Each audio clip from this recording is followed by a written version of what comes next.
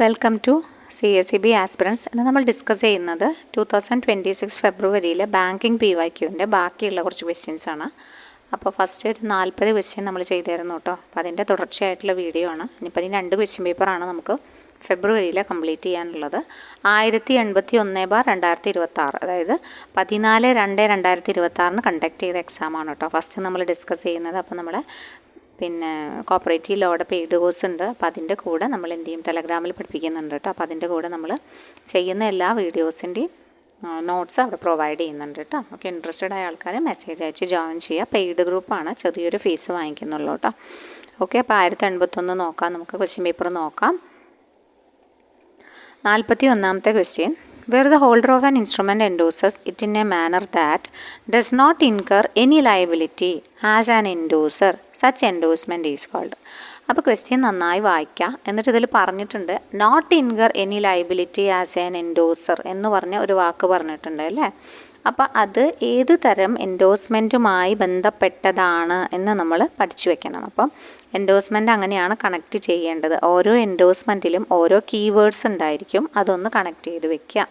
അപ്പോൾ ഇവിടെ not incur any liability as an endorsement എന്ന് പറഞ്ഞു കഴിഞ്ഞാൽ വിത്തൗട്ട് റീകോസ് ടു മീ എന്ന ഒരു മീനിങ് തന്നെയാണ്. അപ്പോൾ അതാണ് സാൻസ് റീകോസ് എൻഡോഴ്സ്മെൻറ്റ് എന്ന് പറഞ്ഞാൽ വിത്തൗട്ട് റീകോസ് ടു മീ എന്ന് പറയുന്നതാണ് സാൻസ് റീകോസ് എൻഡോഴ്സ്മെൻറ്റ് എന്നത്. അതാണ് not incur any liability as an endorser to me എന്ന് പറഞ്ഞു കഴിഞ്ഞാൽ holder of the instrument endorse ചെയ്യാണ്. ഇൻകർ ഒരു liability, any liability as an endorser ഞാൻ ഇൻകർ ചെയ്യില്ല. അതാണ് സാൻസ് റീകോസ് കേട്ടോ. അപ്പോൾ വേറെ എൻഡോഴ്സ്മെൻറ്റുകളുണ്ട്, എല്ലാ എൻഡോഴ്സ്മെൻറ്റും പഠിക്കണം. അതിൽ റെസ്ട്രിക്റ്റീവ് എൻഡോഴ്സ്മെൻറ്റിൻ്റെ സെക്ഷൻ 50 കേട്ടോ. റെസ്ട്രിക്റ്റീവ് എൻഡോഴ്സ്മെൻറ്റിൻ്റെ സെക്ഷൻ എത്രയാണ്? 50. അതിന് 2 പേരിൽ അറിയപ്പെടും. കണ്ടീഷണൽ എൻഡോഴ്സ്മെൻറ്റ് എന്ന് അറിയപ്പെടും, ക്വാളിഫൈഡ് എൻഡോഴ്സ്മെൻറ്റ്. ചിലപ്പോൾ അത് ചോദിച്ചാലോ. അപ്പോൾ അതുകൊണ്ട് കണ്ടീഷണൽ എൻഡോഴ്സ്മെൻറ്റ് എന്നും ക്വാളിഫൈഡ് എൻഡോഴ്സ്മെൻറ്റ് എന്നും അറിയപ്പെടുന്നത് എന്താണ്? റെസ്ട്രിക്റ്റീവ് എൻഡോഴ്സ്മെൻറ്റ് ആണ്, section 50.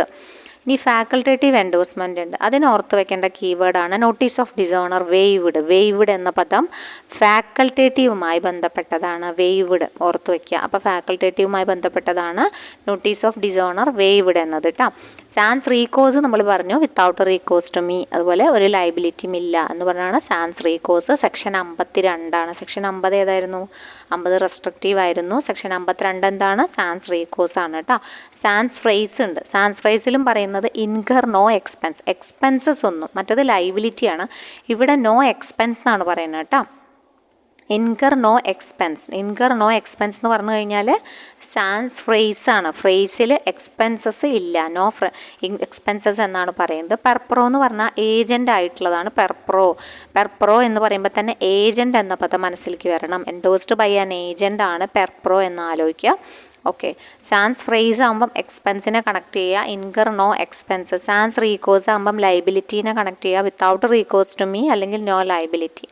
Notice of dishonour waived വന്നു കഴിഞ്ഞാൽ ഫാക്കൾട്ടേറ്റീവ് ആണ്. റെസ്ട്രിക്റ്റീവ് തന്നെയാണ്. കണ്ടീഷണലും ക്വാളിഫൈഡ് എന്നും അറിയപ്പെടും. ഓക്കെ, പിന്നെ പാർഷ്യൽ എൻഡോഴ്സ്മെൻ്റ് ഉണ്ട്. സെക്ഷൻ 56 കേട്ടോ. സെക്ഷൻ 56 പാർഷ്യൽ എൻഡോഴ്സ്മെൻ്റ് ആണ്. അതിനെ ഇറഗുലർ എൻഡോഴ്സ്മെൻ്റ് എന്നും ഇൻവാലിഡ് എൻഡോഴ്സ്മെൻ്റ് എന്നും 2 പേരിൽ അറിയപ്പെടും. ഇറഗുലറും ഇൻവാലിഡും കേട്ടോ. ഇറഗുലറും ഇൻവാലിഡും എന്താണ്? പാർഷ്യൽ എൻഡോഴ്സ്മെൻറ്റിൻ്റെ മറ്റു പേരുകളാണ്. അപ്പോൾ 42ാമത്തെ നോക്കാം. The protection to paying banker for crossed cheque ഏത് ഭാഗത്ത്, ഏത് സെക്ഷനിലാണ് പറയുന്നതെന്നാണ് ചോദിച്ചിട്ടുള്ളത്. അപ്പോൾ നമുക്ക് നോക്കാം ഓരോ ഓപ്ഷനായിട്ട്. 85 പറയുന്നത് ഓർഡർ ചെക്കാണ് കേട്ടോ. ചെക്ക് പേയബിൾ ടു ഓർഡർ ആണ് 85 ചെക്ക് പേയബിൾ ടു ഓർഡർ, അതായത് ഓർഡർ ചെക്കാണ്. 131 എന്താണ്? 131 non liability of A banker receiving payment of a check, അതായത് ചെക്ക് റിസീവ് ചെയ്യുമ്പോൾ ബാങ്കർക്ക് പ്രൊട്ടക്ഷൻ ഉണ്ടെന്ന് പറയണം. അതായത് കളക്റ്റിംഗ് ബാങ്കറാണ് കേട്ടോ. കളക്റ്റിംഗ് ബാങ്കറുടെ പ്രൊട്ടക്ഷൻ എപ്പോഴും ചോദിക്കുന്നതാണ് 131, 131. കളക്റ്റിംഗ് ബാങ്കർ പ്രൊട്ടക്ഷൻ എന്താണ്? 131ആണ്. 138 നമുക്ക് സഫീഷ്യൻ്റ് ഡിസോണർ ആവുക, ചെക്ക് ഡിസോണർ ആവുക.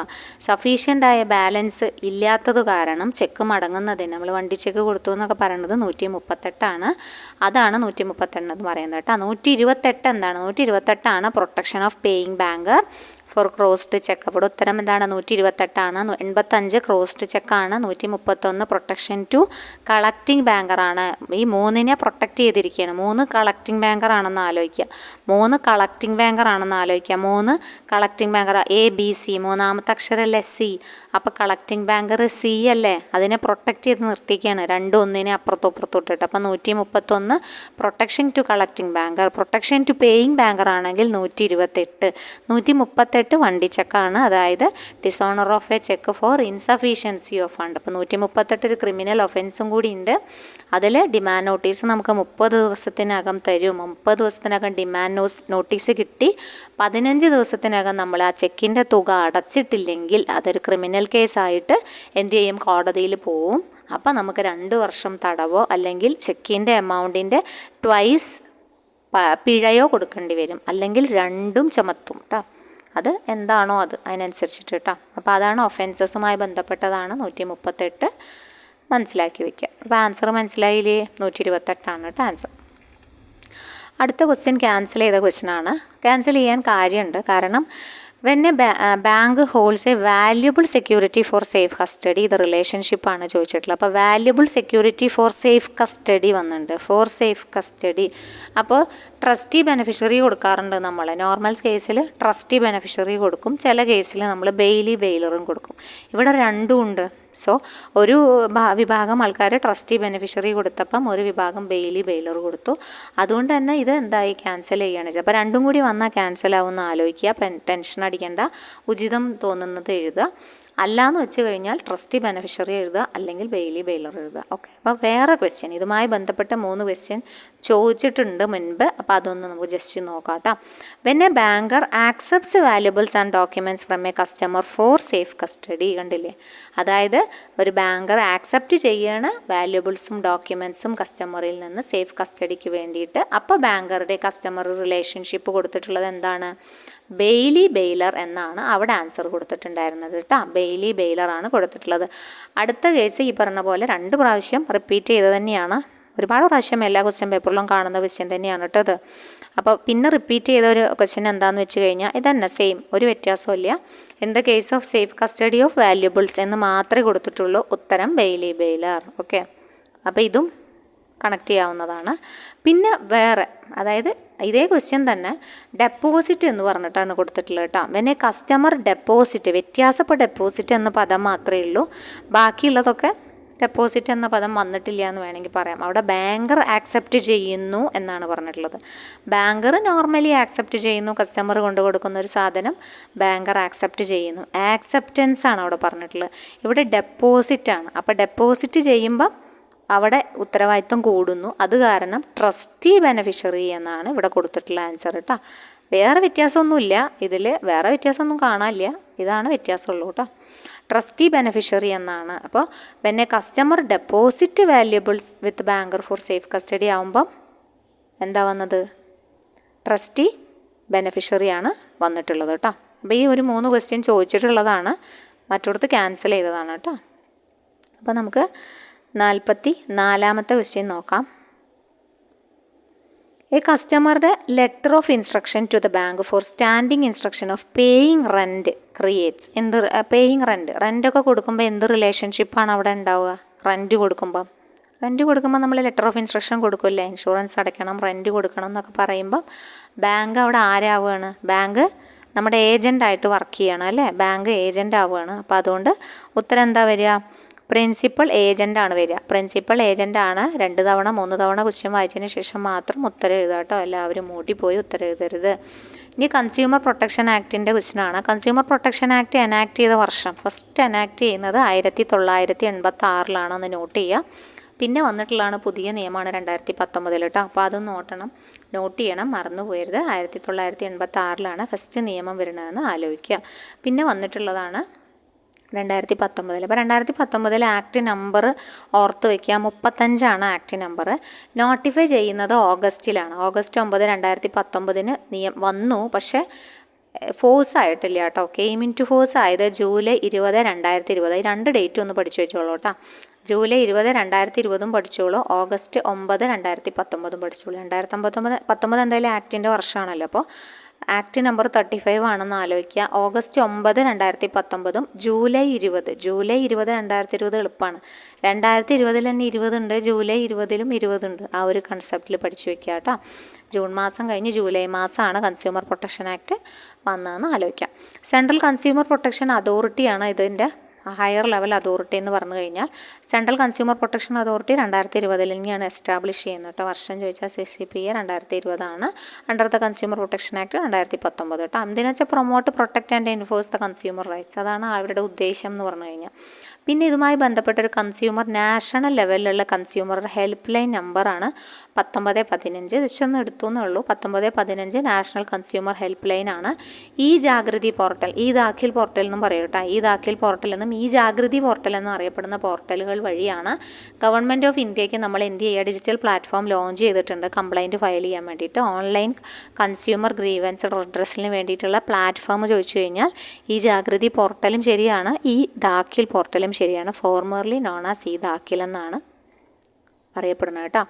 പിന്നെ നമുക്കതിൻ്റെ ബാറ് പഠിക്കണം. District commission up to 50 lakh ആണ്. 50 lakh to 2 crore സ്റ്റേറ്റും 2 crore മുകളിലേക്കുള്ളത് നാഷണൽ കമ്മീഷനാണ്. അവിടുന്ന് പിന്നെ പരാതികളുണ്ടെങ്കിൽ നമുക്ക് സുപ്രീം കോടതിയിലേക്ക് കൊടുക്കാൻ പറ്റും കേട്ടോ. ഇത് ഇവർ തീർപ്പ് കൽപ്പിക്കുന്ന ഒരു പിന്നെ ഡ്വാറാണ് കേട്ടോ, ജൂറിസ്ഡിക്ഷനാണ് പറയുന്നത് കേട്ടോ. ഇനി ഒഫൻസസ് ആൻഡ് പെനാൽറ്റീസ് ആണ്. ഒഫൻസസ് ആൻഡ് പെനാൽറ്റീസ് ചോദിച്ച് കണ്ടിട്ടില്ല, തുടങ്ങിയിട്ടില്ല, ചിലപ്പോൾ ചോദിക്കാൻ സാധ്യതയുണ്ട്. അപ്പോൾ ചിലപ്പോൾ റാങ്ക് മേക്കിംഗ് ആയി വന്നാൽ ഒന്ന് നോക്കി പൊക്കോളൂ. മിസ്ലീഡിങ് അഡ്വർടൈസ്മെൻറ്റ്, തെറ്റിദ്ധരിക്കുന്ന അഡ്വർടൈസ്മെൻറ്റിനെതിരെ സെക്ഷൻ 21 പറഞ്ഞിട്ടുണ്ട്. മാനുഫാക്ചേഴ്സും എൻഡോസർക്കും 2 വർഷം ജയിലും 10 ലക്ഷം പിഴയാണ് പറഞ്ഞിട്ടുള്ളത്. തെറ്റിദ്ധരിപ്പിക്കുന്ന അഡ്വർടൈസ്മെൻറ്റിനെതിരെ 2 വർഷം. അത് ഫസ്റ്റ് ഒഫൻസ് ആണെങ്കിൽ മാത്രമേ ഈ 2 വർഷവും പിഴയും 10 ലക്ഷം ഫൈനും ഉള്ളൂ. തുടർച്ചയായിട്ട് അവരതിങ്ങനെ ചെയ്തുകൊണ്ടിരിക്കുകയാണെങ്കിൽ, അതായത് കണ്ടിന്യൂസ് അല്ലെങ്കിൽ സബ്സീക്വൻറ്റ് ഒഫൻസസ് ആണെങ്കിൽ 5 വർഷവും 50 ലക്ഷമാണ് പറയുന്നത് കേട്ടോ. 5 വർഷം 50 ലക്ഷം, അല്ലെങ്കിൽ 2 വർഷവും എത്ര ലക്ഷം, 10 ലക്ഷമാണ് കേട്ടോ. 2 ലക്ഷം 10 ലക്ഷം. മിസ്ലീഡിങ് അഡ്വർടൈസ്മെൻറ്റിനെതിരെ ഒഫൻസസും പെനാലിറ്റീസും പറയുന്ന കൺസ്യൂമർ പ്രൊട്ടക്ഷൻ ആക്ടിൻ്റെ സെക്ഷനാണ് 88 മുതൽ 93 വരെ കേട്ടോ. ഇനി അഡൾട്രേഷൻ ഉണ്ടല്ലോ, മായം ചേർക്കുക, കലർത്തുക, അങ്ങനത്തെ സംഭവങ്ങൾ, ഗുഡ്സൊക്കെ ഒന്ന് അഡൾട്രേറ്റ് ആയിട്ട് വിൽക്കുക. സെക്ഷൻ 91 പറയുന്നത് ഇഞ്ചുറി സംഭവിച്ചിട്ടൊന്നുമില്ല, നോ ഇഞ്ചുറി ഒന്നുമില്ല. അതുകൊണ്ട് അതാണെങ്കിൽ 6 മാസം ഇംപ്രിസൺമെൻറ്റും 1 ലക്ഷം ഫൈനും അടച്ചാൽ മതി. 6 മാസം 1 ലക്ഷം കേട്ടോ. 6 മാസം അപ് ടു 6 months ഒരു 1 lakh ഫൈനും കിട്ടും. അത്ര ഗ്രീവിയസ് അല്ല, എന്നാൽ ഇഞ്ചുറി ഉണ്ട്, എന്നാൽ അത്ര ഗ്രീവിയസ് അല്ല എന്ന് വിചാരിക്കുക. അങ്ങനെയാണെങ്കിൽ അപ് ടു 1 year ഇംപ്രിസൺമെൻറ്റും 3 ലക്ഷം പിഴ. അവിടെ എമൗണ്ട് മാത്രമേ കൂടുന്നുള്ളൂ. മറ്റത് 1 lakh ആയിരുന്നു ഇഞ്ചുറി ഇല്ലെങ്കിൽ. ഇവിടെ ഇഞ്ചുറി ഉണ്ടെങ്കിൽ 3 ലക്ഷം പിഴ പറഞ്ഞു. എന്നാൽ ഗ്രീവിയസ് ആയിട്ട് ഇഞ്ചുറി ഉണ്ടെങ്കിൽ 7 വർഷം തടവ് വരെ കിട്ടും കേട്ടോ. 5 ലക്ഷം ഫൈനും ഉണ്ട്. ഡെത്ത് സംഭവിച്ചു കഴിഞ്ഞാൽ 7 years to ലൈഫ് ഇംപ്രിസൺമെൻ്റ് ആണ് കേട്ടോ. അപ്പോൾ അത് നോക്കുക. പിന്നെ നോട്ട് ലെസ് ദാൻ 10 lakh കുറയാത്ത രീതിക്ക് ഫൈനും കിട്ടും കേട്ടോ. ഇനി CCPA ഡയറക്ഷൻസ് ഒന്നും പാലിച്ചില്ല എന്ന് വിചാരിക്കുക. CCPA ഡയറക്ഷൻസ് ഇറക്കും. അത് നോൺ കംപ്ലയൻസ് ആയി കഴിഞ്ഞാൽ സെൻട്രൽ കൺസ്യൂമർ അതോറിറ്റിയാണ് ഓർഡർ ഇറക്കുക. ഇംപ്രിസൺമെൻറ്റ് 6 months 20 ലക്ഷം പിഴയും 6 മാസം ഉണ്ട്. റിപ്പീറ്റായിട്ട് ചെയ്തുകൊണ്ടിരിക്കുകയാണെങ്കിൽ അവരുടെ പിന്നെ ലൈസൻസ് ക്യാൻസൽ ചെയ്യും, സസ്പെൻഡ് ചെയ്യുമെന്നാണ് പറയണത് കേട്ടോ. അതിൻ്റെ കാലാവധിയൊക്കെ തീരുമാനിക്കുന്നത് CCPA ആണ്. അപ്പോൾ ജസ്റ്റ് അതൊക്കെ ഒന്ന് ഓർത്തിരുന്നാൽ മതി. ഓടിച്ച് ഒന്നും കൂടി പറയാം. മിസ്ലീഡിങ് അഡ്വർടൈസ്മെൻറ്റ്, മാനുഫാക്ചർക്കോ എൻഡോസർക്കോ തെറ്റിദ്ധരിപ്പിക്കുന്ന ഒരു അഡ്വർടൈസ്മെൻറ്റ് നടത്തി കഴിഞ്ഞാൽ 2 വർഷം 10 ലക്ഷം പിഴ. അത് ഫസ്റ്റ് ഒഫൻസിനാണ്. കണ്ടിന്യൂസ് ആണെങ്കിൽ 5 വർഷവും 50 ലക്ഷമാണ് വരിക. ജസ്റ്റ് ഒന്ന് നോട്ട് ചെയ്ത് പോയാൽ മതി കേട്ടോ. ഇഞ്ചുറി ഒന്നും ഇല്ലെങ്കിൽ 6 മാസം 1 ലക്ഷം ഫൈന്. ഇഞ്ചുറി ഉണ്ട്, അത്ര ഗ്രീവിയസ് അല്ലെങ്കിൽ 1 വർഷം ഇംപ്രിസൺമെൻറ്റും 3 ലക്ഷം ഫൈനും. പക്ഷേ ഗ്രീവിയസ് ഇഞ്ചുറി ആണെങ്കിൽ 7 വർഷം ഇംപ്രിസൺമെൻറ്റും 5 ലക്ഷമാണ് ഫൈന് മാത്രം കൂടുന്നു. 7 ലക്ഷം ഇംപ്രിസൺമെൻറ്റ് കൂടുന്നു. ഡെത്ത് സംഭവിച്ചു വെച്ചാൽ 7 വർഷം ലൈഫ് ഇംപ്രിസൺമെൻറ്റ് തന്നെയാണല്ലോ. പക്ഷേ നോട്ട് ലെസ് ദാൻ 10 lakh എന്ത് വരും, ഫൈന് വരും കേട്ടോ. ഇനി CCPA ഡയറക്ഷൻസ് അനുസരിച്ചില്ലെങ്കിൽ 6 മാസം, അത് വലിയ കാര്യമില്ല, 6 മാസം ജയിലും അതുപോലെ ഫൈന് 20 ലക്ഷമാണ് വരിക കേട്ടോ. ഓക്കെ, അല്ലെങ്കിൽ ക്യാൻസൽ ചെയ്യും. റിപ്പീറ്റഡ് ഓഫൻസസിനാണെങ്കിൽ ക്യാൻസൽ ചെയ്യും. നമുക്ക് KYCയുടെ ക്വസ്റ്റ്യനാണ് അടുത്ത് നോക്കാനുള്ളത്. KYC റെഗുലേഷൻസ് ഹാവ് ബീൻ അതല്ല, next question, what is the frequency of KYC updates of high risk customers? പ്രത്യേകം നോട്ട് ചെയ്യുക. KYC 2 ക്വസ്റ്റ്യൻ വന്നോട്ടാ. 46 47 KYC ആണ്.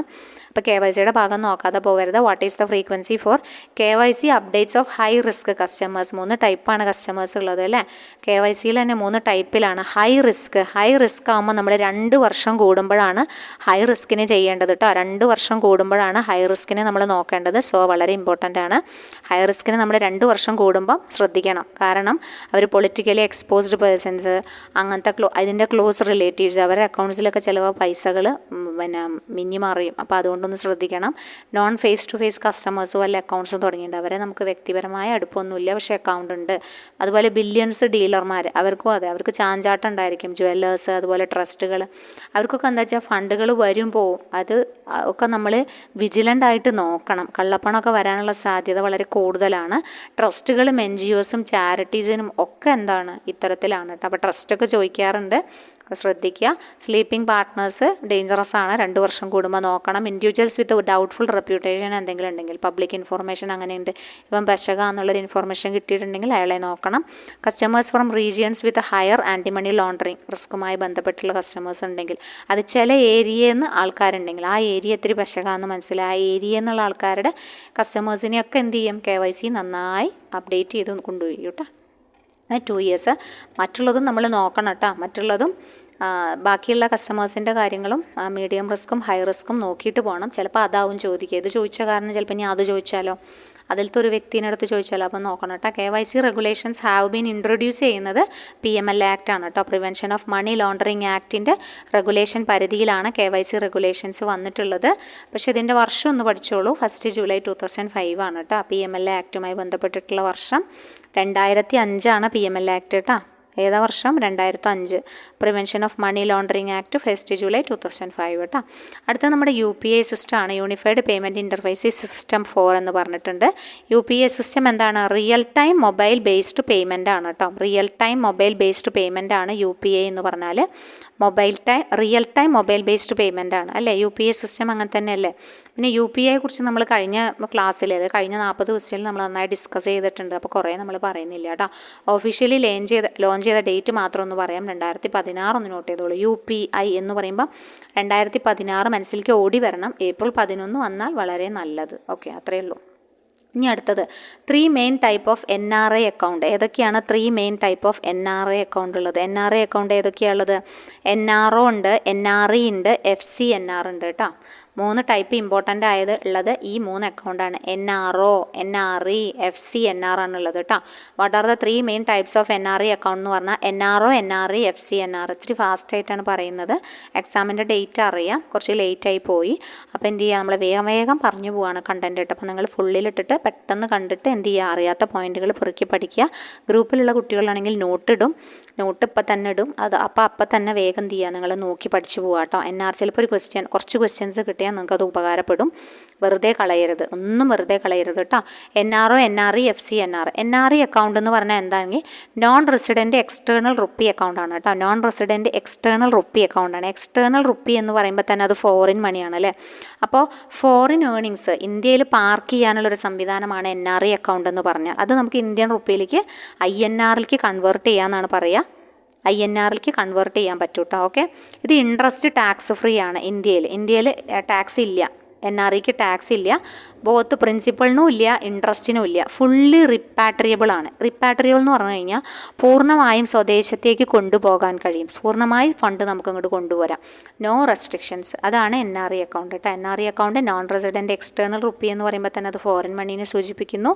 ഫോറിൻ ഏർണിങ്സ് ഇന്ത്യയിൽ പാർക്ക് ചെയ്യുന്നുള്ള അക്കൗണ്ടാണ് NRE അക്കൗണ്ട്. ഗൾഫിലെ ആൾക്കാർക്കൊക്കെ അറിയാം NRE അക്കൗണ്ട് അല്ലേ. അമേരിക്കൻസും അവർക്കൊക്കെ ഉള്ളത് തന്നെയാണ്. കൺവേർട്ടിങ് ദം ടു ഇന്ത്യൻ റുപ്പിയിൽ മാറ്റാൻ പറ്റും. പൂർണ്ണമായിട്ട് സ്വദേശത്തേക്ക് ഫുള്ളി റിപ്പാട്രിയബിൾ ആണ്. ടാക്സ് ഫ്രീ ആണ്. പ്രിൻസിപ്പളിനും ഇൻട്രസ്റ്റും ടാക്സ് ഫ്രീ ആണെന്ന് ആലോചിക്കുക. ഇനി NRO എന്ന് വെച്ച് കഴിഞ്ഞാൽ ഇത് എന്തിനാന്ന് വെച്ചാൽ ഇൻകം സേവിങ്സ് പർപ്പസിന് തന്നെയാണ്. NRO അക്കൗണ്ട് എന്ന് പറഞ്ഞാൽ non resident ordinary rupee. Ordinary rupee എന്ന് പറഞ്ഞാൽ നമ്മുടെ റുപ്പി കേട്ടോ. ഓർഡിനറി റുപ്പി എന്ന് പറഞ്ഞാൽ നമ്മുടെ റുപ്പി. അതായത് ഇന്ത്യയിൽ ഉണ്ടാക്കിയ പണം, ആൾ ചിലപ്പോൾ വിദേശത്തായിരിക്കും, പക്ഷേ ഇന്ത്യയിൽ ചിലപ്പോൾ വാടകയ്ക്ക് കൊടുത്ത സ്ഥലങ്ങളും അതിൽ നിന്നുള്ള ഏർണിങ്സും ഡിവിഡൻറ്റുകളൊക്കെ ഉണ്ടാവും. കമ്പനിയിലെ ഡിവിഡൻറ്റുകളൊക്കെ ഉണ്ടാവും. അതൊക്കെ എവിടെയെങ്കിലും പാർക്ക് ചെയ്യണ്ടേ, അതിനുള്ളതാണ് ഈ NRO അക്കൗണ്ട് എന്ന് പറഞ്ഞാൽ കേട്ടോ. ഇൻട്രസ്റ്റ് ടാക്സബിൾ ആണ്, ബിക്കോസ് ഇത് ഇന്ത്യൻ മണിയാണല്ലോ. അതുകൊണ്ട് തന്നെ ഇൻട്രസ്റ്റ് ടാക്സബിൾ ആണ്. സർചാർജും സെസ്സൊക്കെ വരുന്നുണ്ട് കേട്ടോ. പക്ഷേ റിപ്പാട്രിയേഷൻ കുറച്ച് is limited to USD 1 million per financial year ആണ്. അങ്ങോട്ടും ഇങ്ങോട്ടും കൊണ്ടുപോകാൻ കുറച്ച് ബുദ്ധിമുട്ടുകളുണ്ട്. ലോക്കൽ ഇൻകം സോഴ്സ് മാനേജ് ചെയ്യാനാണ്, ഇന്ത്യയിലുള്ള വരുമാനം മാനേജ് ചെയ്യാനാണ് എന്ത് അക്കൗണ്ട് ഉപയോഗിക്കുന്നത്? NRO, ഓർഡിനറി കേട്ടോ. ഓർഡിനറി റുപ്പി എന്ന് പറഞ്ഞാൽ ഇന്ത്യൻ റുപ്പി ഉപയോഗിക്കുന്നത് കേട്ടോ. FCNR എന്താണെന്ന് നോക്കാം. FCNR എന്താണെന്ന് വെച്ച് കഴിഞ്ഞാൽ foreign currency non resident bank അക്കൗണ്ടാണ്. അതായത് ഫിക്സഡ് ഡെപ്പോസിറ്റ് ഫോറിൻ കറൻസിയിൽ തന്നെ മെയിൻറ്റെയിൻ ചെയ്ത് കൊണ്ടുപോവുക. ഫിക്സഡ് ഡെപ്പോസിറ്റ് ഫോറിൻ കറൻസിയിൽ തന്നെയാണ്, അതായത് യൂറോ ആയിട്ടും USD ആയിട്ടും. എക്സ്ചേഞ്ച് റേറ്റ് റിസ്കുകളൊന്നും അവിടെ വരുന്നില്ല. ഇൻട്രസ്റ്റ് ടാക്സ് ഫ്രീ ആണ് കേട്ടോ. ഇന്ത്യയിൽ ഫുള്ളി റിപ്പാട്രിബിൾ ആണ്. സോ അതുകൊണ്ട് അത് high value foreign currency deposit ആണ്. അപ്പോൾ അതൊന്ന് പ്രത്യേകം നോട്ട് ചെയ്യുക കേട്ടോ. ഫെമയുടെ റൂൾസൊക്കെ പാലിക്കണം കേട്ടോ. സ്റ്റാൻഡേർഡ് സേവിങ്സ് അക്കൗണ്ടിൻ്റെ ഫെമ ഇറക്കുന്ന റൂൾസുകളെല്ലാം പാലിക്കണം. അപ്പം ഇത്തരത്തിലുള്ള NRE FCNR ആണ് കൂടുതൽ ബെനിഫിറ്റ് വരുന്നത്. കാരണം ഫുള്ളി റിപ്പാട്രിബിൾ ആണ്, ഇൻട്രസ്റ്റ് ഫ്രീ ആണ്, പ്രിൻസിപ്പളും ബില്ലും ഇൻട്രസ്റ്റും ബില്ലും ഒക്കെ ഫ്രീ ആണ്, ടാക്സ് ഫ്രീ ആണ്. NREക്കും FCNRനും കേട്ടോ. NROക്ക് ഉണ്ട് കേട്ടോ, ടാക്സ് ഉണ്ട് കേട്ടോ. സോ അതൊക്കെ ഒന്ന് നോട്ട് ചെയ്യുക കേട്ടോ. ഓക്കെ. അടുത്തത്, an advance where a bank allows a customer to withdraw more than their account balance up to a limit. More than their account balance, അവരുടെ അക്കൗണ്ട് ബാലൻസിനേക്കാൾ അവർക്ക് വലിക്കാൻ പറ്റുന്നത് ഏത് തരം അക്കൗണ്ടിലാണ്? ഓവർ ഡ്രാഫ്റ്റിലല്ലേ അതിനേക്കാൾ വലിക്കാൻ പറ്റുക അല്ലേ? ഓവർ ഡ്രാഫ്റ്റിലാണ് വലിക്കാൻ പറ്റുക കേട്ടോ. An advance where a bank allows a banker to withdraw more than their account balance up to a limit ആണ് overdraft. Okay. Regulatory authority, rural cooperative ബാങ്കിൻ്റെ റെഗുലേറ്ററി അതോറിറ്റി ആരാണ്? Regulatory authority? റെഗുലേറ്ററി അതോറിറ്റി എന്ന് പറഞ്ഞാൽ RBIയും supervisory authority എന്ന് പറഞ്ഞാലാണ് NABARD കൊടുക്കുക കേട്ടോ. NABARD supervisory അതോറിറ്റിയാണ്, supervising ആണ് NABARD ചെയ്യുന്നത് കേട്ടോ. റെഗുലേറ്ററി അതോറിറ്റി ആരാണ്? പ്രത്യേകം ശ്രദ്ധിക്കുക. അത് നമ്മൾ ചിലപ്പോൾ ഓടിപ്പോയിട്ട് നമ്മൾ ആൻസർ ചെയ്യുമ്പം നബാർഡിനെ എഴുതാനുള്ള സാധ്യത കൂടുതലാണ് കേട്ടോ. അപ്പോൾ അതുകൊണ്ടൊന്ന് ശ്രദ്ധിക്കുക. സൂപ്പർവൈസറി ആണ് നബാർഡിന് പലതിനും. നബാർഡ് സൂപ്പർവൈസ് ചെയ്യുന്നുണ്ട്, പക്ഷേ റെഗുലേറ്ററി അതോറിറ്റി ആരാണ്? RBIക്ക് തന്നെയാണുള്ളത് കേട്ടോ. A scheduled cooperative bank is a cooperative financial institution in India listed second ഷെഡ്യൂളിലാണ്. Second schedule of RBI act 1934 scheduled cooperative bank എന്ത് ചെയ്തിട്ടുള്ളത്? സെക്കൻഡ് ഷെഡ്യൂളിൽ ഉൾപ്പെട്ടതാണല്ലോ ഷെഡ്യൂൾഡ് കോപ്പറേറ്റീവ് ബാങ്കുകൾ. അപ്പോൾ ഒന്ന് നോട്ട് ചെയ്യാം കേട്ടോ. Dash is A long term financial soundness of a cooperative bank. Cooperative bank അല്ല, എല്ലാത്തിനും ലിക്വിഡിറ്റി, വയബിലിറ്റി, സോൾവൻസി, പ്രോഫിറ്റബിലിറ്റി ചോദിച്ചു കഴിഞ്ഞാൽ ലോങ് ടേം ഫിനാൻഷ്യൽ സൗണ്ട്നെസ്സിനെ കാണിക്കുന്നത് സോൾവെൻ്റ് ആണോ എന്ന് നോക്കലാണ്.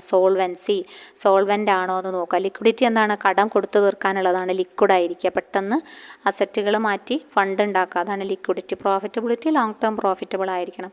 ലോങ് ടേം ഫിനാൻഷ്യൽ സൗണ്ട്നെസ്സിനെ കാണിക്കുന്നതാണ് സോൾവൻസി റേഷ്യോ നോക്കി പോകണം കേട്ടോ. Dash is a financial institution that conducts അണ്ടർറൈറ്റിങ്ങും ലോൺ സർവീസസും financial advertising and fund raising ഒക്കെ നോക്കുന്നത് ആരാണ്? മർച്ചൻറ്റ് ബാങ്കിങ് ആണ് കേട്ടോ. മർച്ചൻറ്റ് ബാങ്കിങ് ആണ്, പ്രത്യേകം നോട്ട് ചെയ്യുക. ഇതിപ്പോൾ തന്നെ പഠിച്ചു പോവുക, ഇനി പിന്നെ പഠിക്കാൻ സമയമൊന്നുമില്ല, ഇപ്പം തന്നെ പഠിച്ചു പോവുക. മർച്ചൻറ്റ് ബാങ്കിങ് ആണ്, ഇപ്പം തന്നെ പഠിച്ച് ഇപ്പം തന്നെ പോവുക. Dash is a financial institution that conducts underwriting നടത്തുന്നു, ലോൺ സർവീസസ് നടത്തുന്നു, ഫിനാൻഷ്യൽ അഡ്വർടൈസിങ്ങും ഫണ്ട് റൈസിങ്ങും ലാർജ് കോർപ്പറേഷൻസിനും ഹൈ നെറ്റ്വർത്ത് ഇൻഡിവിജ്വൽസിനും വേണ്ടിയിട്ടാണ് ചെയ്യുന്നത് കേട്ടോ മർച്ചൻറ്റ് ബാങ്കിങ്. അപ്പോൾ റീറ്റെയിൽ ബാങ്കിങ് എന്താണ്? റീറ്റെയിൽ ബാങ്കിങ് ഒരു കൺസ്യൂമർ ബാങ്കിങ് ആണെന്ന് പറയാം. എവറി ഡേ മണി നീഡ്സ്, അതായത് നമ്മുടെ മോർട്ട്ഗേജ്, അതുപോലെ പേഴ്സണൽ ലോൺ, ഡെബിറ്റും ക്രെഡിറ്റ് കാർഡും ഒക്കെ റീറ്റെയിൽ ബാങ്കിങ്ങിൻ്റെ ഭാഗമായിട്ട് വരുന്നത്. ചെറിയ ഇൻഡിവിജ്വൽസും ഹൗസ് ഹോൾഡ്സും സ്മാൾ ബിസിനസ്സുമാണ് അവർ ഡിപ്പെൻഡ് ചെയ്യുന്നുണ്ടാവുക. ബാങ്ക് അഷ്വറൻസ് എന്താണ്? ബാങ്ക് അഷ്വറൻസ് എന്ന് പറഞ്ഞു കഴിഞ്ഞാൽ ഇൻഷുറൻസ് പ്രോഡക്റ്റ് ബാങ്ക് കൊടുക്കുന്നതാണ് bank assurance. Existed bank customers looking for insurance products, so the bank sells the insurance product to its customer base. അത് ബാങ്കും പിന്നെ ഇൻഷുറൻസ് കമ്പനീസും തമ്മിലൊരു ടൈപ്പ് ഉണ്ടായിരിക്കും. അപ്പോൾ അതിൻ്റെ ഫലമായിട്ട് ബാങ്ക് അഷ്വറൻസ് ബാങ്ക് തന്നെ പ്രൊവൈഡ് ചെയ്യണം. ഇനി അവരതിനു വേണ്ടി അലഞ്ഞു നടക്കണ്ട എന്ന് വിചാരിച്ചിട്ടാണ് ബാങ്ക് എന്ത് ചെയ്ത് കൊടുക്കുന്നത്? ടൈപ്പ് ചെയ്ത് കൊടുക്കുന്നത് കേട്ടോ. അപ്പോൾ ബാങ്ക് അഷ്വറൻസ് അതാണ് എക്സിസ്റ്റിംഗ് കസ്റ്റമേഴ്സിന് വേണ്ടിയിട്ട്, ബാങ്ക് കസ്റ്റമേഴ്സിന് വേണ്ടിയിട്ട് ഇൻഷുറൻസ് പ്രോഡക്റ്റ് സെല്ല് ചെയ്യുന്നതിനെയാണ് എന്ത്? ബാങ്ക് അഷ്വറൻസ് എന്ന് പറയുക. ക്രോസ് ബോർഡർ ബാങ്കിങ് എന്താണ്? ക്രോസ് ബോർഡർ ബാങ്കിങ് സർവീസസ് ആണ്. എന്താ സർവീസ് ചെയ്യുന്നത്? ലെൻഡിങ്ങും പേയ്മെൻറ്റും ഒക്കെ തന്നെ, ഡെപ്പോസിറ്റും പേയ്മെൻറ്റും ഒക്കെ. ബാങ്ക് ഒരു കൺട്രിയിലായിരിക്കും അല്ലേ, ക്ലയൻറ്റ് ലൊക്കേറ്റ് ചെയ്യുന്നത് മറ്റൊരു കൺട്രിയിലായിരിക്കും, പക്ഷേ സർവീസസ് ക്രോസ് ബോർഡേഴ്സ് നടന്നുകൊണ്ടിരിക്കും. അതാണ് പറയുന്നത്. അതായത് ഇൻ്റർനാഷണൽ ട്രേഡും ക്യാപിറ്റൽ അങ്ങോട്ടും ഇങ്ങോട്ടും എക്സ്ചേഞ്ച് ചെയ്യലും ഫോറിൻ കറൻസി അക്കൗണ്ടുകൾ മാനേജ് ചെയ്യലും ഇൻ്റർനാഷണൽ പേയ്മെൻറ്റുകൾ കൊടുക്കലും അതൊക്കെ ചെയ്യുന്നതാണ് എന്ത്? ക്രോസ് ബോർഡർ ബാങ്കിങ് എന്ന് പറഞ്ഞു കഴിഞ്ഞാൽ കൺസെപ്റ്റ് മനസ്സിലാക്കുക. മൾട്ടിനാഷണൽ കോർപ്പറേഷൻസിനും ഇൻ്റർനാഷണൽ ട്രേഡേഴ്സിനും വേണ്ടിയിട്ടാണ് ഇതൊക്കെ ചെയ്തു കൊടുക്കുന്നത് കേട്ടോ. മർച്ചൻറ്റ് ബാങ്കിങ് ഇപ്പോൾ നമ്മൾ പറഞ്ഞു, ക്വസ്റ്റ്യൻ ചോദിച്ചിട്ടുള്ളത് മർച്ചൻറ്റ് ബാങ്കിങ് ആണ്. IPOs ചെയ്യുക, അതായത് അണ്ടർ റൈറ്റിങ്ങും അങ്ങനത്തെ കാര്യങ്ങളൊക്കെ ചെയ്യുന്നതാണ് IPOs ചെയ്യുന്നതാണ്. മർച്ചൻ്റ് ബാങ്കിങ് എന്ന് പറഞ്ഞാൽ കമ്പനികൾ തമ്മിലുള്ള മെർജറും അക്വിസിഷനും ഏറ്റെടുക്കലും മെർജറും അതിന് അഡ്വൈസറി കൊടുക്കുക, പ്രൊജക്റ്റ് കൗൺസിലിംഗ് കൊടുക്കുക, പ്രൈവറ്റ് ഇക്വിറ്റി ഇൻവെസ്റ്റ്മെൻറ്റുകൾ നടത്തുക, അതൊക്കെയാണ് കേട്ടോ. ഇനി അടുത്തത് capital to risk weighted asset ratio, CRAR എന്ന് പറയുമല്ലേ. CRAR കാറ് അല്ലെങ്കിൽ ക്രാർ എന്നൊക്കെ പറയും. അത് ഇൻട്രൊഡ്യൂസ് ചെയ്യുന്നത് സ്ട്രെങ്തൺ ദ ക്യാപിറ്റൽ ബേസ് ആണ് കേട്ടോ. ക്യാപിറ്റൽ ബേസ് സ്ട്രെങ്തൺ ചെയ്യാനാണ്. ഓക്കെ, മാർക്ക് ചെയ്യുന്നത് അപ്പം തന്നെ പഠിച്ചു പോകാനാണ്. സ്ട്രെങ്തൺ ദ ക്യാപിറ്റൽ ബേസ് ആണ്. ഉറച്ച് പഠിച്ചു പോവുക, ഇനി പഠിക്കാൻ സമയമില്ല. സ്ട്രെങ്തൺ ദ ക്യാപിറ്റൽ ബേസ് ആണ്. Capital to risk. ക്രാർ എന്തിനാണ് ഇൻട്രൊഡ്യൂസ് ചെയ്തത്? കോപ്പറേറ്റീവ് ബാങ്കിലല്ല, കൊമേഴ്ഷ്യൽ ബാങ്കിലും ക്രാർ ഇൻട്രൊഡ്യൂസ് ചെയ്തത് ക്യാപിറ്റൽ ബേസ് സ്ട്രെങ്തൺ ചെയ്യാനാണ്. RBIക്ക് മാൻഡേറ്റ് ഉണ്ട് 9% മിനിമം മെയിൻറ്റെയിൻ ചെയ്യണമെന്ന്. മിനിമം കേട്ടോ. അപ്പോൾ ഇപ്പം നിയർലി ഒരു 14% ഒക്കെ ഉണ്ടാവും, 14% അടുത്ത് ഉണ്ടായിരിക്കും. പക്ഷേ 12% സ്പെഷ്യലൈസ്ഡ് പബ്ലിക് സെക്ടർ ബാങ്കുകൾ maintain higher level up to 12% എന്നാണ് പറഞ്ഞിട്ടുള്ളത്. അപ് ടു 12% ആണ് ഇപ്പോൾ പറഞ്ഞിട്ടുള്ളത് കേട്ടോ. അപ്പോൾ CRAR 9% മിനിമം വേണം എന്നാണ് പറഞ്ഞിട്ടുള്ളത്. പിന്നെ ബേസിൽ 3 പറഞ്ഞിട്ടുള്ളത് 10.5%. ഒരു ക്യാപിറ്റൽ കൺസർവേഷൻ ബഫർ കൊടുത്തിട്ടുണ്ട് 2.5%. ബേസിൽ 3 സ്റ്റാൻഡേർഡ് പറഞ്ഞിട്ടുള്ള മിനിമം റിക്വയർമെൻറ്റ് 10.5%. പക്ഷേ 2.5% ക്യാപിറ്റൽ കൺസർവേഷൻ ബഫറോട് കൂടിയിട്ടാണ് 10.5 കൊടുത്തിട്ടുള്ളത് കേട്ടോ. സോ അതൊന്ന് നോട്ട് ചെയ്ത് വെക്കുക. ഇപ്പോൾ സ്പെഷ്യലൈസ്ഡ് ബാങ്കുകൾ മെയിൻറ്റെയിൻ ചെയ്യേണ്ട ഹയർ ലെവൽ പബ്ലിക് സെക്ടർ ബാങ്കുകൾ അപ് ടു 12 ആണ് പറഞ്ഞിട്ടുള്ളത്. ഇപ്പോൾ 12ലും കൂടുതലാണ്. ഏകദേശം ഒരു നിയർലി ഒരു 14% അടുത്ത് ഇപ്പോൾ മാനേജ് ചെയ്ത് കൊണ്ടുപോകുന്നുണ്ട്. The reserve bank of India requires Indian commercial banks to maintain minimum CRAR 9% ആണ്. ഈ 9ഉം 12ഉം ഒന്ന് ശ്രദ്ധിച്ചു വെച്ചോളൂ കേട്ടോ. ഇപ്പോഴത്തെ കറണ്ട് ക്രാർ ചോദിക്കാനുള്ള സാധ്യത വളരെ കുറവാണ്. അടുത്തത് ഒരു 3 ഡിജിറ്റ് നമ്പറാണ്. That ranges between 300 and 900. 300 and 900ൻ്റെ ഇടയിലുള്ള 3 ഡിജിറ്റ് നമ്പറാണ്. അത് tells bank how you good are handling money. അതാണ് സിബിൽ സ്കോർ എന്ന് പറയുന്നത് അല്ലേ. സിബിൽ സ്കോറിൻ്റെ കാര്യമാണ് പറയുന്നത്. നിങ്ങൾ എത്രത്തോളം നന്നായിട്ട് ക്രെഡിറ്റ് സ്കോർ ഉണ്ടോ അത് നോക്കിയിട്ടാണ് നമുക്ക് എന്ത് ചെയ്യാൻ പറ്റുക, സിബിൽ സ്കോർ തീരുമാനിക്കുക അല്ലേ. സിബിൽ സ്കോർ തീരുമാനിച്ചിട്ടല്ലേ നമുക്ക് ലോണൊക്കെ കിട്ടുള്ളൂ. ഓക്കെ, അപ്പോൾ സിബിൽ സ്കോറുമായി ബന്ധപ്പെട്ട കാര്യങ്ങൾ 3 ഡിജിറ്റ് നമ്പറാണ്. അതൊന്ന് നോട്ട് ചെയ്യുക. 300നും 90നും ഇടയിലാണ് പറയുന്നത് കേട്ടോ. 300നും 90നും ഇടയിലാണ് അപ്പം അത് പറഞ്ഞിട്ടുള്ളത് കേട്ടോ. അപ്പോൾ അതിൻ്റെ റേഞ്ചസ് ഉണ്ട്. 300നും 90നും ഇടയിലല്ലാതെ അതിന് കുറച്ച് റേഞ്ചസ് ഉണ്ട്. അപ്പോൾ ആ റേഞ്ചസ് എങ്ങനെയാണെന്ന് വെച്ച് കഴിഞ്ഞാൽ ഗുഡ് ബാഡ് എന്ന് പറഞ്ഞിട്ട് അങ്ങനത്തെ കുറച്ചുണ്ടല്ലോ, അതാ പറയണത് കേട്ടോ. 300 തൊട്ടിട്ടാണ് തുടങ്ങണത്. 300 തൊട്ടിട്ട് 549 വരെ, 300 തൊട്ടിട്ട് 549 വരെ ഹൈ റിസ്ക് ആണെന്നാണ് പറയണത് കേട്ടോ. അപ്ലിക്കേഷനൊക്കെ ചിലപ്പോൾ റിജക്റ്റ് ചെയ്തു പോകുമെന്നാണ് പറയണത് കേട്ടോ. 300 to 90 നോർമലി പറയുന്ന റേഞ്ചാണ്. 200 to 800 എന്നും ചിലതിൽ പറയുന്നുണ്ട് കേട്ടോ. 300 to 90 വരുമ്പോൾ 300 to 549 വരെ പൂറും ലോവും ആണ്, ഹൈ റിസ്ക് ആണ്. ചിലപ്പോൾ ലോൺ ആപ്ലിക്കേഷൻസൊക്കെ തള്ളിപ്പോകും നമ്മൾ അപ്ലൈ ചെയ്ത് കഴിഞ്ഞാൽ. 550 തൊട്ടിട്ട് 649 വരെ, അതായത് 650 വരെ, 550 തൊട്ടിട്ട് 649 വരെ മോഡറേറ്റ് ടു ഹൈ റിസ്ക് ആണ്. അപ്രൂവൽ കിട്ടും, പക്ഷേ ചിലപ്പോൾ ഡിഫിക്കൽട്ടായിട്ട് വന്നേക്കാം. ഗുഡ് എന്ന് പറയണത് 650 മുതൽ 750 വരെ, അതായത് 749, ഒന്ന് കുറയ്ക്കുക കേട്ടോ. 650 തൊട്ടിട്ട് 749 വരെയാണ് എന്ത് ഗുഡായിട്ട് കണക്കാക്കുന്നത് കേട്ടോ. ചിലപ്പോൾ അത് ചോദിച്ചാലോ. 650 തൊട്ടിട്ട് എത്ര വരെ? 749 കേട്ടോ. 749 വരെയാണ് എങ്ങനെ കണക്കാക്കുന്നത്? ഗുഡായിട്ട് കണക്കാക്കുന്നത് കേട്ടോ. ഓക്കെ, പിന്നെ വെരി ഗുഡ്, എക്സലൻ്റ് എന്നൊക്കെ പറഞ്ഞു കഴിഞ്ഞാൽ പിന്നെ അവിടെ നിന്ന് അങ്ങോട്ടുള്ളത് 750 പിന്നെ അവിടെ നിന്ന് അങ്ങോട്ടുള്ളത് എന്താണ്? എക്സലൻ്റ് ആണ് അല്ലേ. 750 പിന്നെ 900 വരെ എന്താണ്? എക്സലൻ്റ് ആയിട്ടാണ് കണക്കാക്കുന്നത് കേട്ടോ. 900 വരെ എങ്ങനെയാണ് കണക്കാക്കുന്നത്? എക്സലൻ്റ് ആയിട്ടാണ് കണക്കാക്കുന്നത്. അപ്പോൾ ഈ ഒരു ബാർ ജസ്റ്റ് ഒന്ന് നോക്കി പോയാൽ മതി കേട്ടോ. ചിലപ്പോൾ ചോദിക്കാൻ സാധ്യതയുണ്ട്, ചോദിച്ചാൽ നിങ്ങൾ എഴുതിയാൽ മതി. ഓക്കെ, അപ്പോൾ ഗുഡും എക്സലൻറ്റും മാത്രമേ നമ്മൾ കൊടുത്തിട്ടുള്ളൂ. പൂവർ എന്താണ്? പൂറും കൂടി വേണമെങ്കിൽ കൊടുക്കാം അല്ലേ. 300 തൊട്ടിട്ട് 549 വരെയാണ് കേട്ടോ പൂവറുള്ളത്. അതും കൂടി വേണമെങ്കിൽ ഒന്ന് ചോദിച്ചോളൂ. ചിലപ്പോൾ അത് ചോദിച്ചു കഴിഞ്ഞാൽ നിങ്ങളുടെ മാർക്ക് പോകും. പൂവർ. ഓക്കെ, അപ്പോൾ ഇതാണ് പൂവർ. അതിൻ്റെ ഇടയിലൊരു മോഡറേറ്റ് ഉണ്ട് കേട്ടോ. മോഡറേറ്റ് ഇതിൻ്റെ ഇടയിലുണ്ട്. 550 തൊട്ടിട്ട് 649 വരെ കേട്ടോ. 550 തൊട്ടിട്ട് 600, ഇനിയിപ്പോൾ അതായിട്ട് വിടണ്ട, 649 വരെ എഴുതിയെടുക്കണം കേട്ടോ. നോട്ട് കയ്യിൽ ഗ്രൂപ്പിൽ ഇല്ലാത്ത ആൾക്കാർ എന്ത് ചെയ്യുക, അതൊക്കെ എഴുതിയെടുത്തിട്ട് പോകണം. 550 തൊട്ടിട്ട് 649 വരെ നിങ്ങൾ എന്ത് ചെയ്യുക, അങ്ങനെ ഷോർട്ട് നോട്ട് പ്രിപ്പയർ ചെയ്ത് എക്സാമിനൊക്കെ പോകുമ്പോഴും ബസ്സിലൊക്കെ ഇരിക്കുമ്പോഴും നോക്കി നോക്കി പോവുക. ഓരോ മാർക്കും വിലപ്പെട്ടതാണ് കേട്ടോ. സിബിൽ സ്കോർ അതാണ് കേട്ടോ. അപ്പോൾ ഗുഡ് ഒന്ന് പഠിക്കണം. 650 തൊട്ടിട്ട് 749 വരെയാണ് കേട്ടോ ഗുഡ്. പിന്നെ എക്സലൻ്റ് ഉള്ളത് 750 തൊട്ടിട്ട് 900 വരെയാണ് കേട്ടോ. ഓക്കെ. ഇനി which of the following is not an objective of merger of bank? ബാങ്കുകളുടെ മെർജറിന് ഒബ്ജക്റ്റീവ് അല്ലാത്തതാണ് ചോദിച്ചിട്ടുള്ളത് കേട്ടോ. റെഡ്യൂസ് കോസ്റ്റ് കുറയ്ക്കാനാണ് മെർജ് ചെയ്യുന്നത് കേട്ടോ. മാർക്കറ്റിന് റീച്ച് എക്സ്പാൻഡ് ചെയ്യാനാണ്. എത്തിപ്പെടാത്തോടത്ത് എത്തിപ്പെടാൻ വേണ്ടിയിട്ടാണ് എന്ത് ചെയ്യുന്നത്, മെർജ് ചെയ്യുന്നത് ബാങ്കുകൾ കേട്ടോ. സോ അതൊക്കെ മെർജറിൻ്റെ ഗുണങ്ങളായിട്ടാണ് പറയുന്നത്. ഓക്കെ.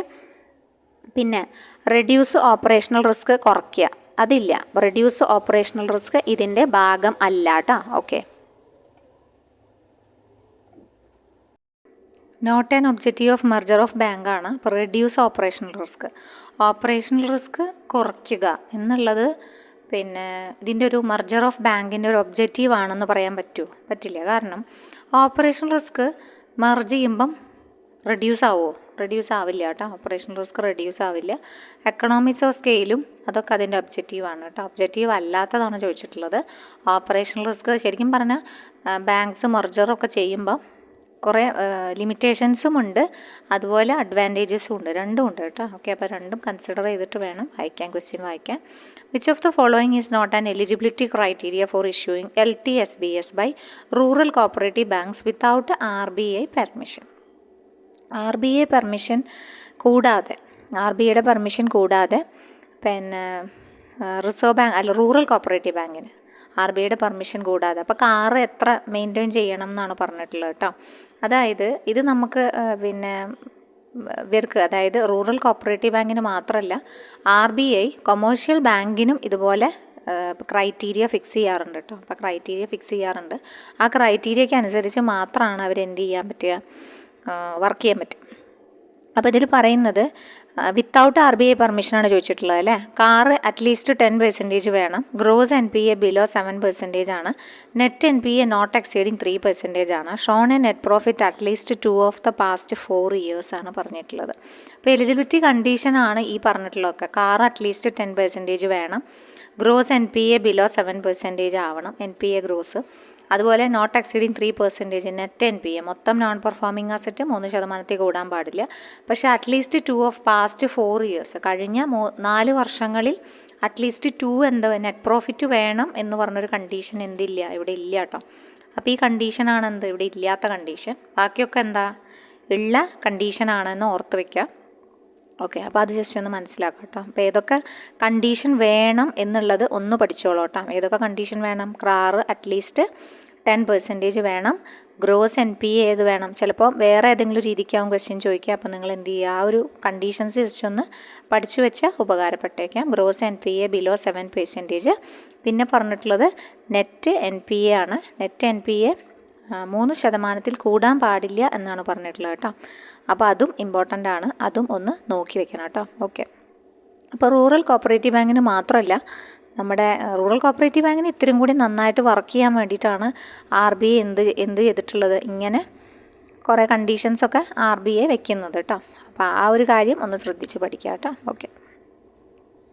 പിന്നെ അടുത്ത ക്വസ്റ്റ്യനിലേക്ക് പോവാം. അപ്പോൾ നമുക്ക് അതിനെക്കുറിച്ച് വേണമെങ്കിൽ RBI റെഗുലേഷൻ അനുസരിച്ചിട്ട് റൂറൽ കോപ്പറേറ്റീവ് ബാങ്കിനും സ്റ്റേറ്റ് കോപ്പറേറ്റീവ് ബാങ്കിനും സെൻട്രൽ കോപ്പറേറ്റീവ് ബാങ്കിനുമൊക്കെ ഈ LTSBS എന്താണെന്ന് ഡൗട്ടുള്ളവർക്ക് ലോങ് ടേം സബോർഡിനേറ്റ് ബോണ്ടുകളാണ് കേട്ടോ. അത് എന്താണ് LTSBSൻ്റെ ഫുൾ ഫോമാണ് പറഞ്ഞത് കേട്ടോ. ലോങ് ടേം സബോർഡിനേറ്റ് ബോണ്ടുകളാണ്. അത് എന്തിനാണെന്ന് വെച്ചാൽ ഫിനാൻഷ്യൽ പൊസിഷൻ ഒന്ന് സ്ട്രെങ്തൻ ചെയ്യാനാണ് കേട്ടോ RBI കൊടുക്കുന്നത്.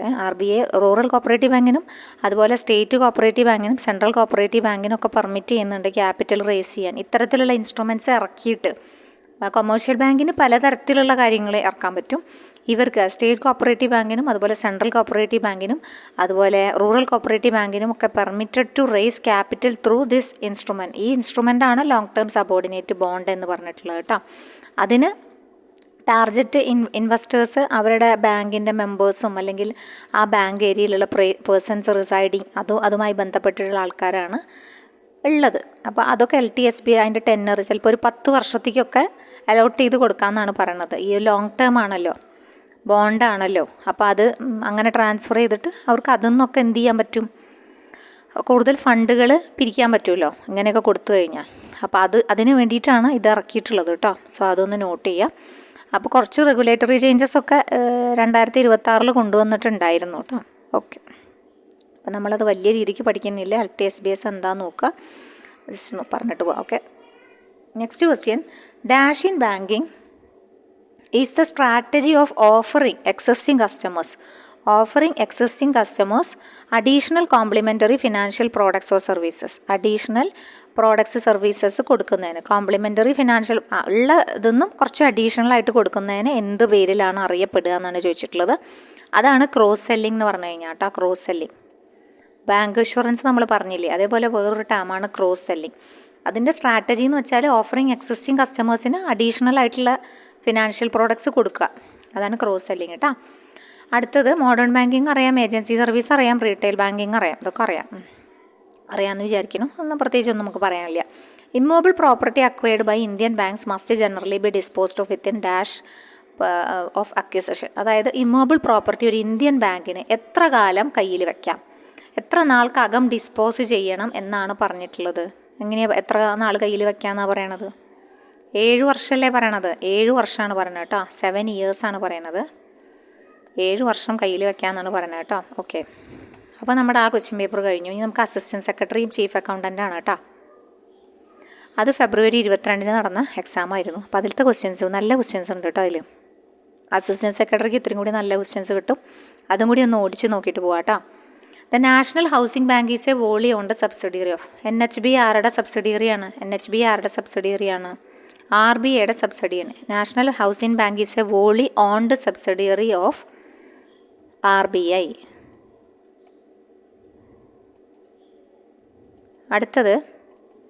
അടുത്ത വിഷയം വന്നിട്ടുള്ളത് എക്സ്പോർട്ട് ഇമ്പോർട്ട് ബാങ്ക് ആണ് കേട്ടോ. എക്സ്പോർട്ട് ഇമ്പോർട്ട് ബാങ്ക് സെറ്റപ്പ് ചെയ്തത് ഏത് ആക്ട്, പാർലമെൻറ്റിൽ ഏത് ആക്ട് വെച്ചിട്ടാണെന്നാണ് സെറ്റപ്പ് ചെയ്തതെന്നാണ് ചോദിച്ചിട്ടുള്ളത് കേട്ടോ. അപ്പോൾ അത് ഏത് ആക്ട് പ്രകാരമാണെന്ന് നോക്കാം. 1981 ആക്ട് പ്രകാരമാണ് എന്ത് വന്നിട്ടുള്ളത്? എക്സ്പോർട്ട് ഇമ്പോർട്ട് ബാങ്ക് വന്നിട്ടുള്ളത് കേട്ടോ. 1981 ആൻസർ വരിക. 1981 കേട്ടോ. 81 പഠിച്ചു വെച്ചോളൂ. ആക്ടിൻ്റെ വർഷമാണ് 1981. The first state financial corporation ആദ്യത്തെ ചോദിച്ചത് 1953 തുടങ്ങിയതാണ് ചോദിച്ചത്. സ്റ്റേറ്റ് ഫിനാൻഷ്യൽ കോർപ്പറേഷൻ എസ്റ്റാബ്ലിഷ് ചെയ്തത് എവിടെയാണെന്നാണ് ചോദിച്ചത്. നല്ല വെറൈറ്റി ക്വസ്റ്റ്യൻ ആയിരുന്നു. അതിപ്പോൾ നമ്മളെ കേരളത്തിലുള്ള സംഭവമൊന്നും അല്ലല്ലോ. അപ്പോൾ അതുകൊണ്ട് ചിലപ്പോൾ നമ്മൾ എന്ത് ചെയ്യില്ല, പെട്ടെന്ന് നോട്ട് ചെയ്യില്ല. സ്റ്റേറ്റ് ഫിനാൻഷ്യൽ കോർപ്പറേഷൻ സ്ഥാപിതമായ വർഷമല്ല ചോദിച്ചിട്ടുള്ളത്. ആദ്യത്തെ ഏതാണ്? പഞ്ചാബിലാണ് തുടങ്ങിയിട്ടുള്ളത് കേട്ടോ. അപ്പോൾ അത് നല്ലൊരു ക്വസ്റ്റ്യനാണ്. പഞ്ചാബിലാണ് തുടങ്ങിയിട്ടുള്ളത്. അപ്പോൾ നമുക്ക് അതുമായി ബന്ധപ്പെട്ടിട്ട് നോക്കാം. State financial corporation act pass ചെയ്യുന്നത് 1951 കേട്ടോ. അപ്പോൾ അതൊന്ന് നോക്കണം. സ്റ്റേറ്റ് ഫിനാൻഷ്യൽ കോർപ്പറേഷൻ ആക്ട് ആണ് കേട്ടോ. State financial corporation act pass ചെയ്യുന്ന വർഷം ഏതാണ്? 1951.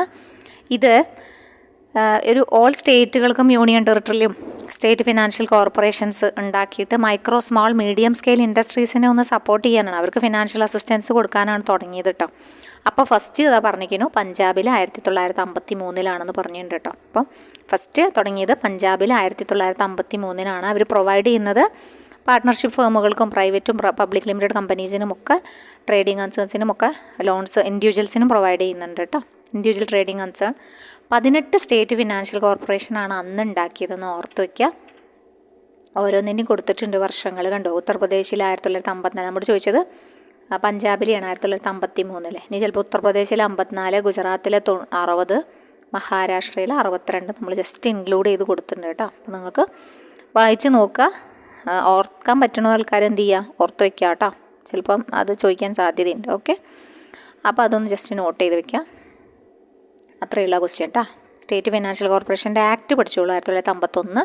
53 ഫസ്റ്റ് തുടങ്ങിയത്, അത് പഞ്ചാബിലാണ്. പിന്നെ 54 തമിഴ്നാട്ടിലുണ്ട് കേട്ടോ. തമിഴ്നാട്ടിലുണ്ട്. പിന്നെ 18 തമിഴ്നാട്ടിൽ തുടങ്ങിയിട്ടുള്ളത് കേട്ടോ. അപ്പോൾ അതൊക്കെ ഒന്ന് നോട്ട് ചെയ്യാം. ഇനി നെക്സ്റ്റ് ക്വസ്റ്റ്യൻ വന്നിട്ടുള്ളത് dash is a multi disciplinary cross functional development organisation providing consulting advisory and implementation support for agriculture, അതുപോലെ rural development and other strategic socio economic sectors in India. ഇതും ഈ പറഞ്ഞ പോലെ ഒരു എന്താ പറയുക വെറൈറ്റി ആയിട്ടുള്ള ചോദ്യമായിരുന്നു അല്ലേ.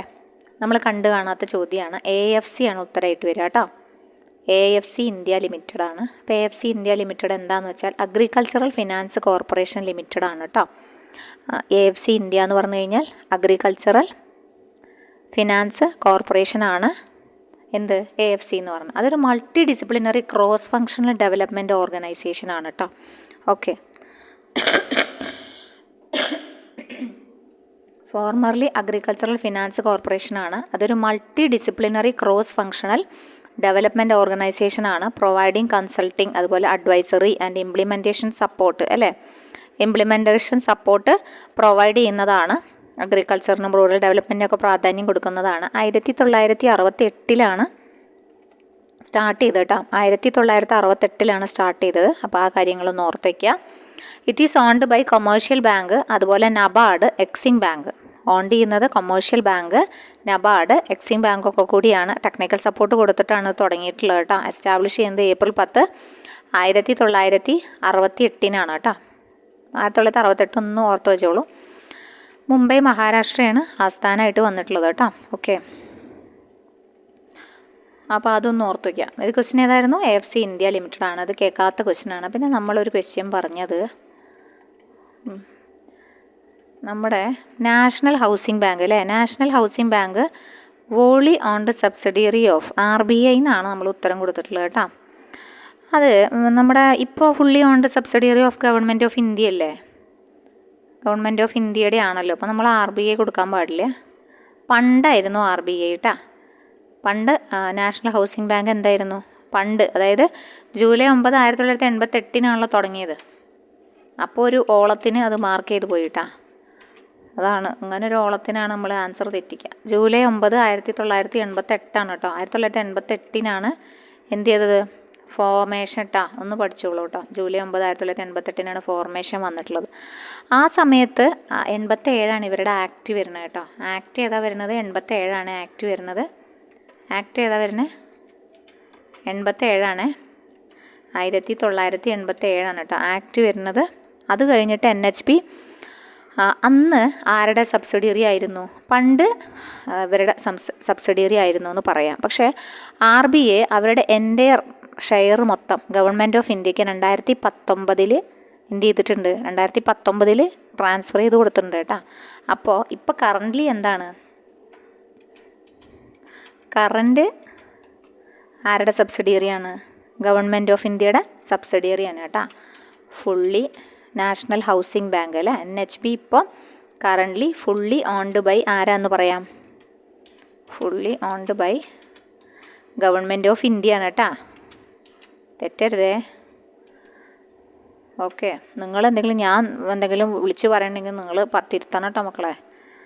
കാരണം നമ്മളൊരു ഫ്ലോയിൽ ഇങ്ങനെ ഒരു മൂലയിലിരുന്ന് പറയുമ്പോൾ ചിലപ്പോൾ എന്തെങ്കിലുമൊക്കെ തെറ്റ് പറ്റാൻ സാധ്യതയുണ്ട്. അപ്പോൾ എനിക്കിപ്പോൾ ഒരു ഡൗട്ട് ഇങ്ങനെ തോന്നി, ഇത് അങ്ങനെ അല്ലല്ലോ, അത് പണ്ടായിരുന്നില്ലേ? അതിൻ്റെ ഡേറ്റ് വർഷം പഠിച്ചു വെച്ചോളൂ കേട്ടോ.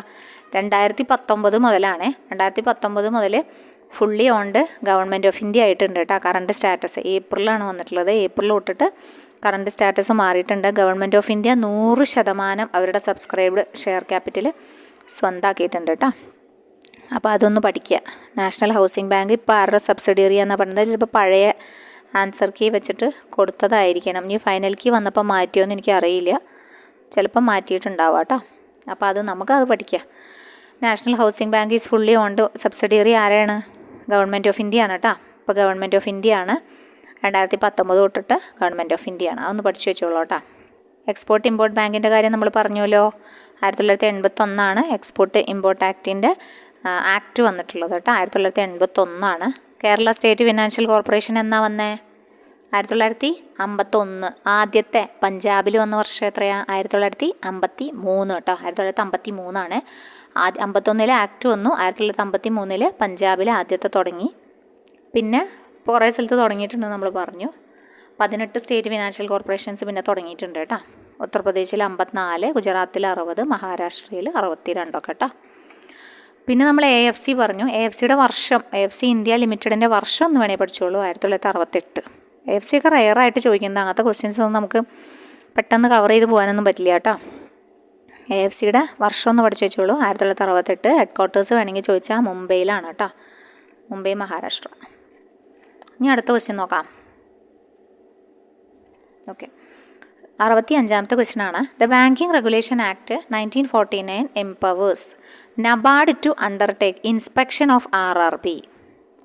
ഇൻസ്പെക്ഷൻ ഓഫ് RRB ആൻഡ് RRBയുടെയും പിന്നെ വേറെ ആരുടെ ഇൻസ്പെക്ഷനാണ് നമ്മുടെ ആര് കണ്ടക്ട് ചെയ്യുന്നത്? നബാർഡ് കണ്ടക്ട് ചെയ്തതെന്നാണ് ചോദിച്ചിട്ടുള്ളത് കേട്ടോ. അപ്പോൾ സ്റ്റേറ്റ് ആൻഡ് ഡിസ്ട്രിക്റ്റ് കോപ്പറേറ്റീവ് ബാങ്കുകളാണ് എന്ത് ചെയ്യുന്നത്? കണ്ടക്ട് ചെയ്യുന്നത് കേട്ടോ. Okay, state and district cooperative ബാങ്കുകളാണ് ആരുടെ അണ്ടറിൽ വരുന്നത്? നബാർഡിൻ്റെ അണ്ടറിൽ വരുന്നത് കേട്ടോ. നബാർഡിൻ്റെ അണ്ടറിൽ വരുന്നത് ആരൊക്കെയാണ്? സ്റ്റേറ്റും ഡിസ്ട്രിക്റ്റ് കോപ്പറേറ്റീവ് ബാങ്കുകളും. ഓക്കെ, അപ്പോൾ അർബൻ കോപ്പറേറ്റീവ് ബാങ്കുകൾ നമ്മൾ പറഞ്ഞു RBI ആണല്ലേ, റെഗുലേറ്ററി അതോറിറ്റി RBI ആണ്. പക്ഷേ RBI ആണ് കൂടുതലും, RRBയുടെ എല്ലാ കാര്യങ്ങളും നോക്കുന്നത് RBI ആണല്ലേ. അപ്പോൾ RRB പിന്നെ കൂടാതെ നബാർഡിനും സൂപ്പർവൈസറി അതോറിറ്റി ഉണ്ട്. RBIക്ക് റെഗുലേറ്ററി അതോറിറ്റിയാണ് കൊടുത്തിട്ടുള്ളത്. റെഗുലേഷൻസ് സൂപ്പർവൈസ് ചെയ്യുക, RRBയുടെ കാര്യങ്ങൾ സൂപ്പർവൈസ് ചെയ്യാനുള്ള അതോറിറ്റി നബാർഡിന് കൊടുത്തിട്ടുണ്ട്. കൂടാതെ സ്റ്റേറ്റും ഡിസ്ട്രിക്റ്റിൻ്റെയും കോപ്പറേറ്റീവ് ബാങ്കുകളെയും അവർക്ക് എന്ത് ചെയ്യാം? DCCBയും സ്റ്റേറ്റും പഠിച്ചാൽ മതി കേട്ടോ.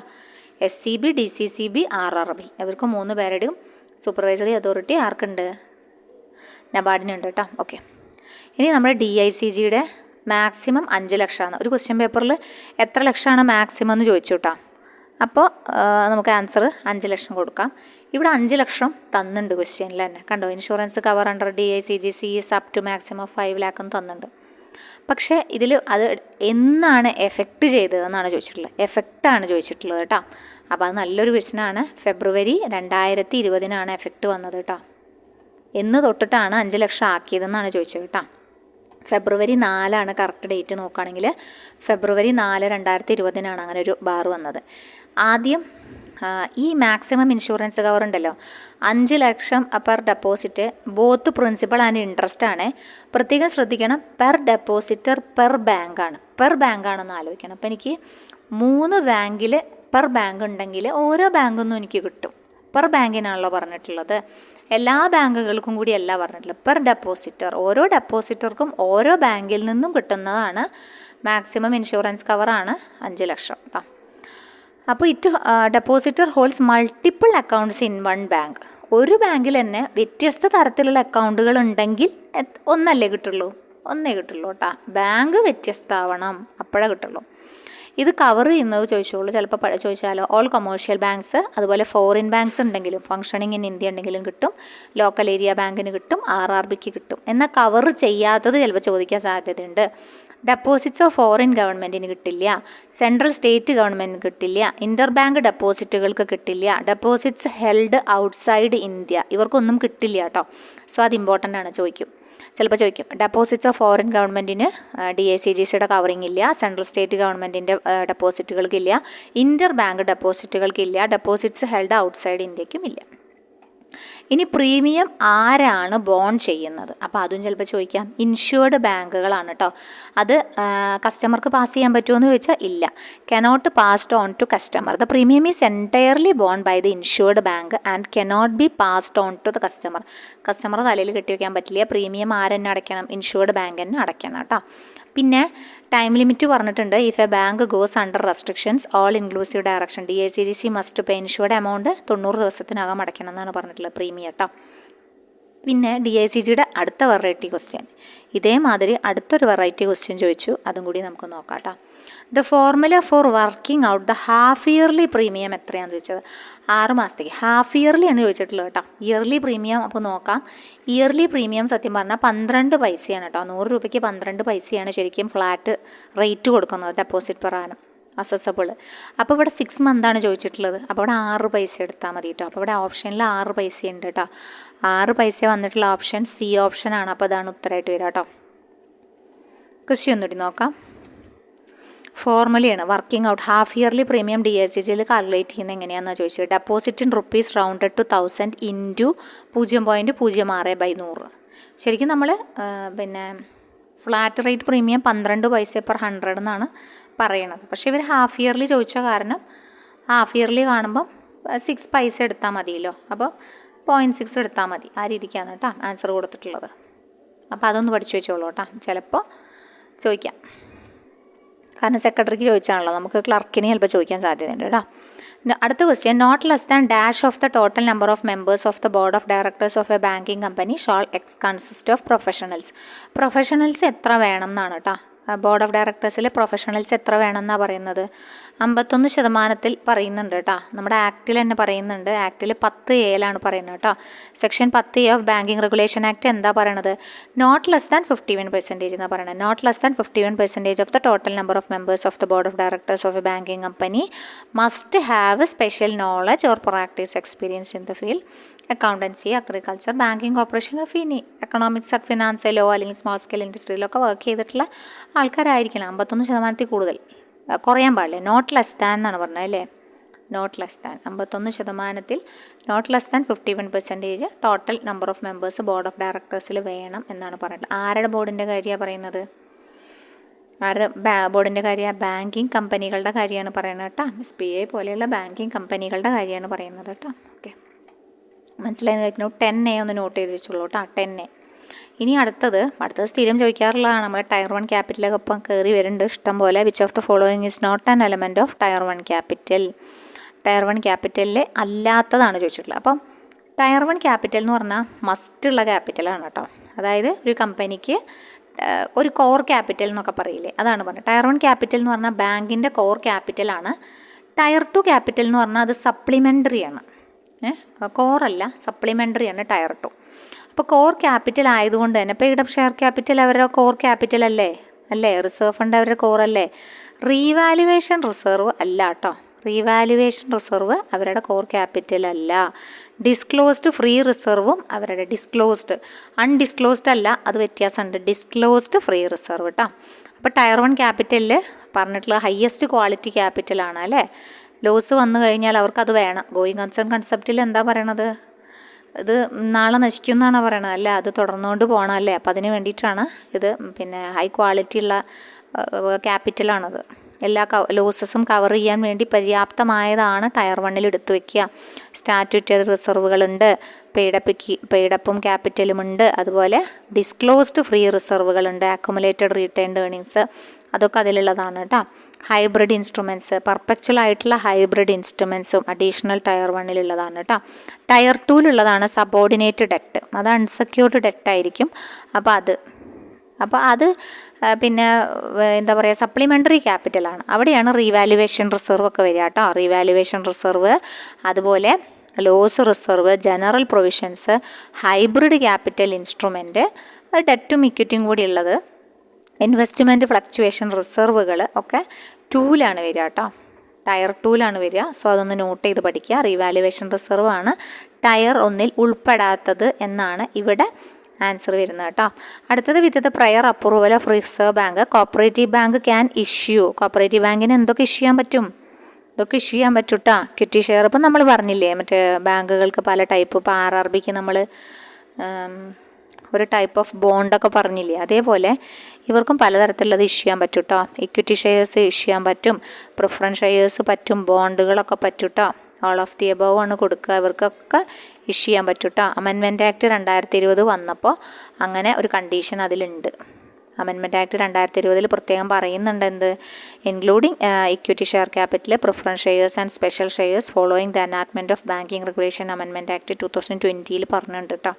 സോ അത് ഇനിയിപ്പോൾ അത് വന്ന വർഷം ചോദിക്കുകയാണെങ്കിൽ ഇത് എന്ന് ആഡ് ചെയ്തു എന്ന് വെച്ചാൽ 2020 അമെൻമെൻറ്റിലാണ് അത് ആഡ് ചെയ്ത് കേട്ടോ. അപ്പോൾ ഇവിടെ ഓൾ ഓഫ് ദി എബവ് ആണ് കേട്ടോ ആൻസർ വരിക. അടുത്ത ക്വസ്റ്റ്യൻ നോക്കാം.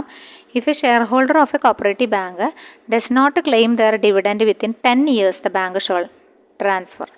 അതായത് ഇപ്പോൾ കോപ്പറേറ്റീവ് ബാങ്ക് എന്ന് പറഞ്ഞിട്ട് തന്നെ എല്ലാ ക്വസ്റ്റ്യനും ചോദിക്കുന്നത് കേട്ടോ. ഈ കോപ്പറേറ്റീവ് ബാങ്ക് ആണെങ്കിലും കൊമേഴ്ഷ്യൽ ബാങ്ക് ആണെങ്കിലും 10 വർഷം കഴിഞ്ഞ് അക്കൗണ്ടുകൾ എവിടേക്കാണ് മാറ്റുക? ഡെഫിലേക്കല്ലേ മാറ്റുക? ഡെപ്പോസിറ്റേഴ്സ് എഡ്യൂക്കേഷൻ ആൻഡ് അവയർനെസ് ഫണ്ടാണ് കേട്ടോ.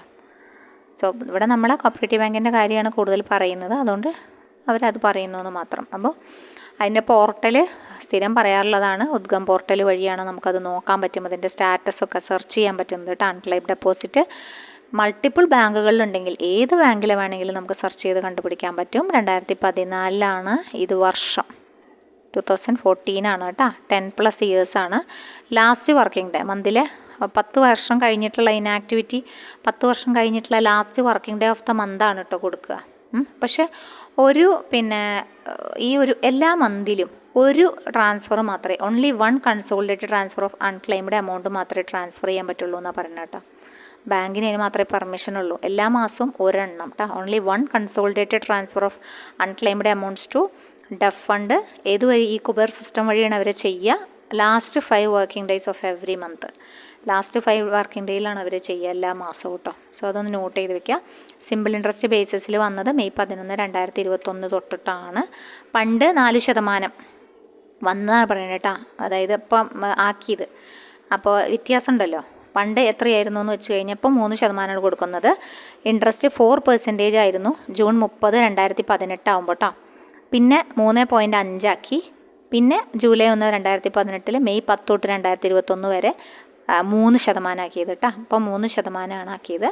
3% ഉള്ളത് കേട്ടോ. ഇനി അടുത്ത ക്വസ്റ്റ്യൻ നോക്കുകയാണെങ്കിൽ, in the case of a check send four collection from another bank the banker act as. Send four collection വെച്ചാൽ ആ ബാങ്ക് ആരാണ്? ബാങ്ക് ആരായിട്ടാണ് വർക്ക് ചെയ്യുക? ഏജൻ്റായിട്ടല്ലേ ബാങ്ക് വർക്ക് ചെയ്യുക. അപ്പോൾ ഏജൻ്റാണ് ഉത്തരം കൊടുക്കുക കേട്ടോ. Which of the following is not a demand deposit അല്ലാത്തത് ഏത്?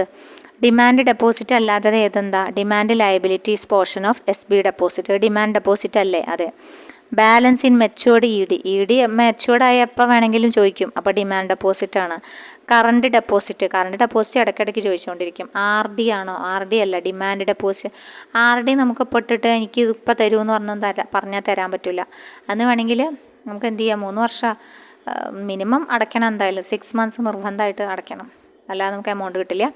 പിന്നെ കാലാവധി കഴിയണം അല്ലേ? കാലാവധി കഴിഞ്ഞാലാണ് നമുക്ക് കിട്ടുക. 5 വർഷമാണെങ്കിൽ 5 വർഷത്തെ കാലാവധി കഴിഞ്ഞതിന് ശേഷം മാത്രമേ നമുക്ക് എടുക്കാൻ പറ്റുള്ളൂ. അതാണ് റിക്കറിംഗ് ഡെപ്പോസിറ്റ് എന്ന് പറഞ്ഞു കഴിഞ്ഞാൽ. അപ്പോൾ റിക്കറിംഗ് ഡെപ്പോസിറ്റ് ഒരു ഡിമാൻഡ് ഡെപ്പോസിറ്റ് അല്ല. അത് നമ്മുടെ ടേം ഡെപ്പോസിറ്റ് പോലെ തന്നെയാണ്. റിസിപ്റ്റൊക്കെ തരും. ദ ബാങ്കർ മസ്റ്റ്, പിന്നെ നമ്മൾ മാസം അതിലേക്ക് അടയ്ക്കാം. The banker must stop payment of joint accounts in which of the following cases. Payment stop ചെയ്യണം, സ്റ്റോപ്പ് പേയ്മെൻറ്റ് കൊടുക്കണം ജോയിൻറ്റ് അക്കൗണ്ടുകളിൽ. ഏതൊക്കെ കേസിലാണെന്നാണ് ചോദിച്ചിട്ടുള്ളത് കേട്ടോ. The authority to operate the account is revoked by. അതായത് ആ അക്കൗണ്ട് ഓപ്പറേറ്റ് ചെയ്യാനുള്ള അതോറിറ്റി റിവോക്ക് ചെയ്യുക, പിൻവലിക്കും. അപ്പോൾ any of the persons giving such authority. അവർ പിൻവലിച്ച് കഴിഞ്ഞാൽ പിന്നെ സ്റ്റോപ്പ് പേയ്മെൻറ്റ് കൊടുക്കണം. If any of the joint holder മരണപ്പെട്ടുപോയി, അപ്പോഴും ഓർഡർ സ്റ്റോപ്പ് ചെയ്യും കേട്ടോ, സ്റ്റോപ്പ് പേയ്മെൻറ്റ് കൊടുക്കും. അതുപോലെ ബാങ്കർ തീരുമാനിക്കും ഈ ഒരു കണ്ടീഷനിലൊക്കെ. If any of the account holder become bankrupt ആയാലും ജോയിൻറ്റ് അക്കൗണ്ട് ആണെങ്കിലും പിന്നെ തീരുമാനിക്കും. അതുകൊണ്ട് ഈ പറഞ്ഞിട്ടുള്ള എല്ലാ കേസസിലും എന്താണ്, ബാങ്ക് തീരുമാനിക്കും സ്റ്റോപ്പ് പേയ്മെൻറ്റ് ജോയിൻറ്റ് അക്കൗണ്ടിൽ നടത്താൻ. ഒരാൾക്കൊരു പ്രോബ്ലം വരുമ്പോൾ പിന്നെ മറ്റാളേനെ ആ അക്കൗണ്ട് യൂസ് ചെയ്യാൻ പാടില്ല. അടുത്തത്, which of the following are not payment in due course.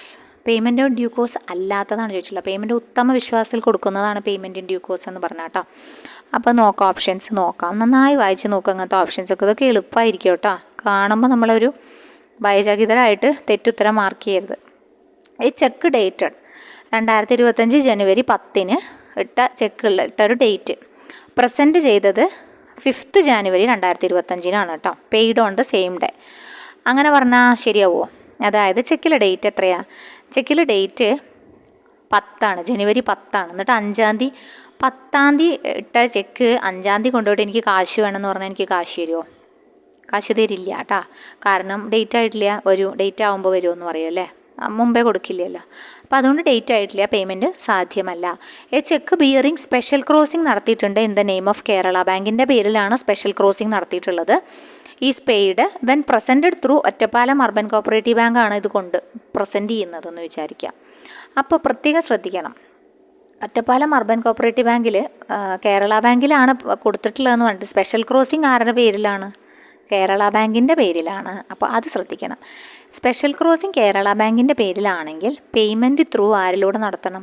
Kerala ബാങ്കിലൂടെ നടത്തണം. Special crossing in the name of Kerala bank is paid when presented through Ottapalam urban cooperative ബാങ്കിലൂടെയാണ് പ്രസൻറ്റ് ചെയ്തതെന്നാണ് പറയണത്.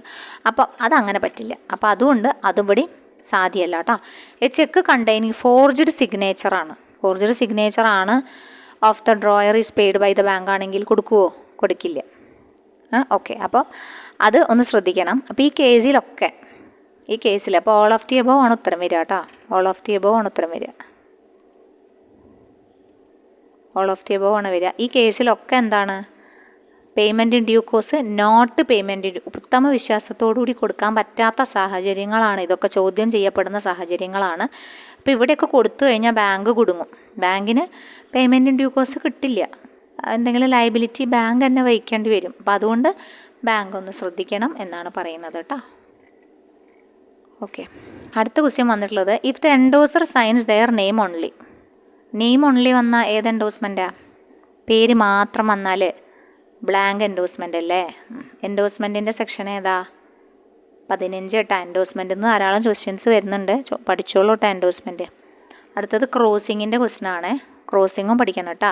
The effect of dash is that the cheque must be presented to the paying banker through any banker and not by the payee himself at the counter. അപ്പോൾ through any ബാങ്കറാണ്, ഏത് ബാങ്കിലൂടെ വേണമെങ്കിലും, പക്ഷേ not by the payee himself at the counter എന്ന് പറഞ്ഞ് general ക്ലോസിങ്ങിൻ്റെ cheque must be presented to the paying banker through any banker and not by the payee himself at the counter എന്ന് പറഞ്ഞാൽ അത് എന്തിൻ്റെ കണ്ടീഷനാണ്? ജനറൽ ക്രോസിങ്ങിൻ്റെ കണ്ടീഷനാണ് കേട്ടോ. ഓക്കെ, അപ്പോൾ ക്രോസിങ് ഏത് തരമാണെന്ന് നിങ്ങൾ നോക്കണം. ജനറൽ ക്രോസിങ്ങിൻ്റെ കേസിലാണെങ്കിൽ അത് സാധ്യമാണ്. സ്പെഷ്യൽ ക്രോസിംഗ്, ഇപ്പോൾ നമ്മൾ നേരത്തെ പറഞ്ഞ പോലെ, അതായത് കേരള ബാങ്കിൻ്റെ കേസ് പറഞ്ഞ പോലെ, അവിടെ special ക്രോസിംഗാണ്.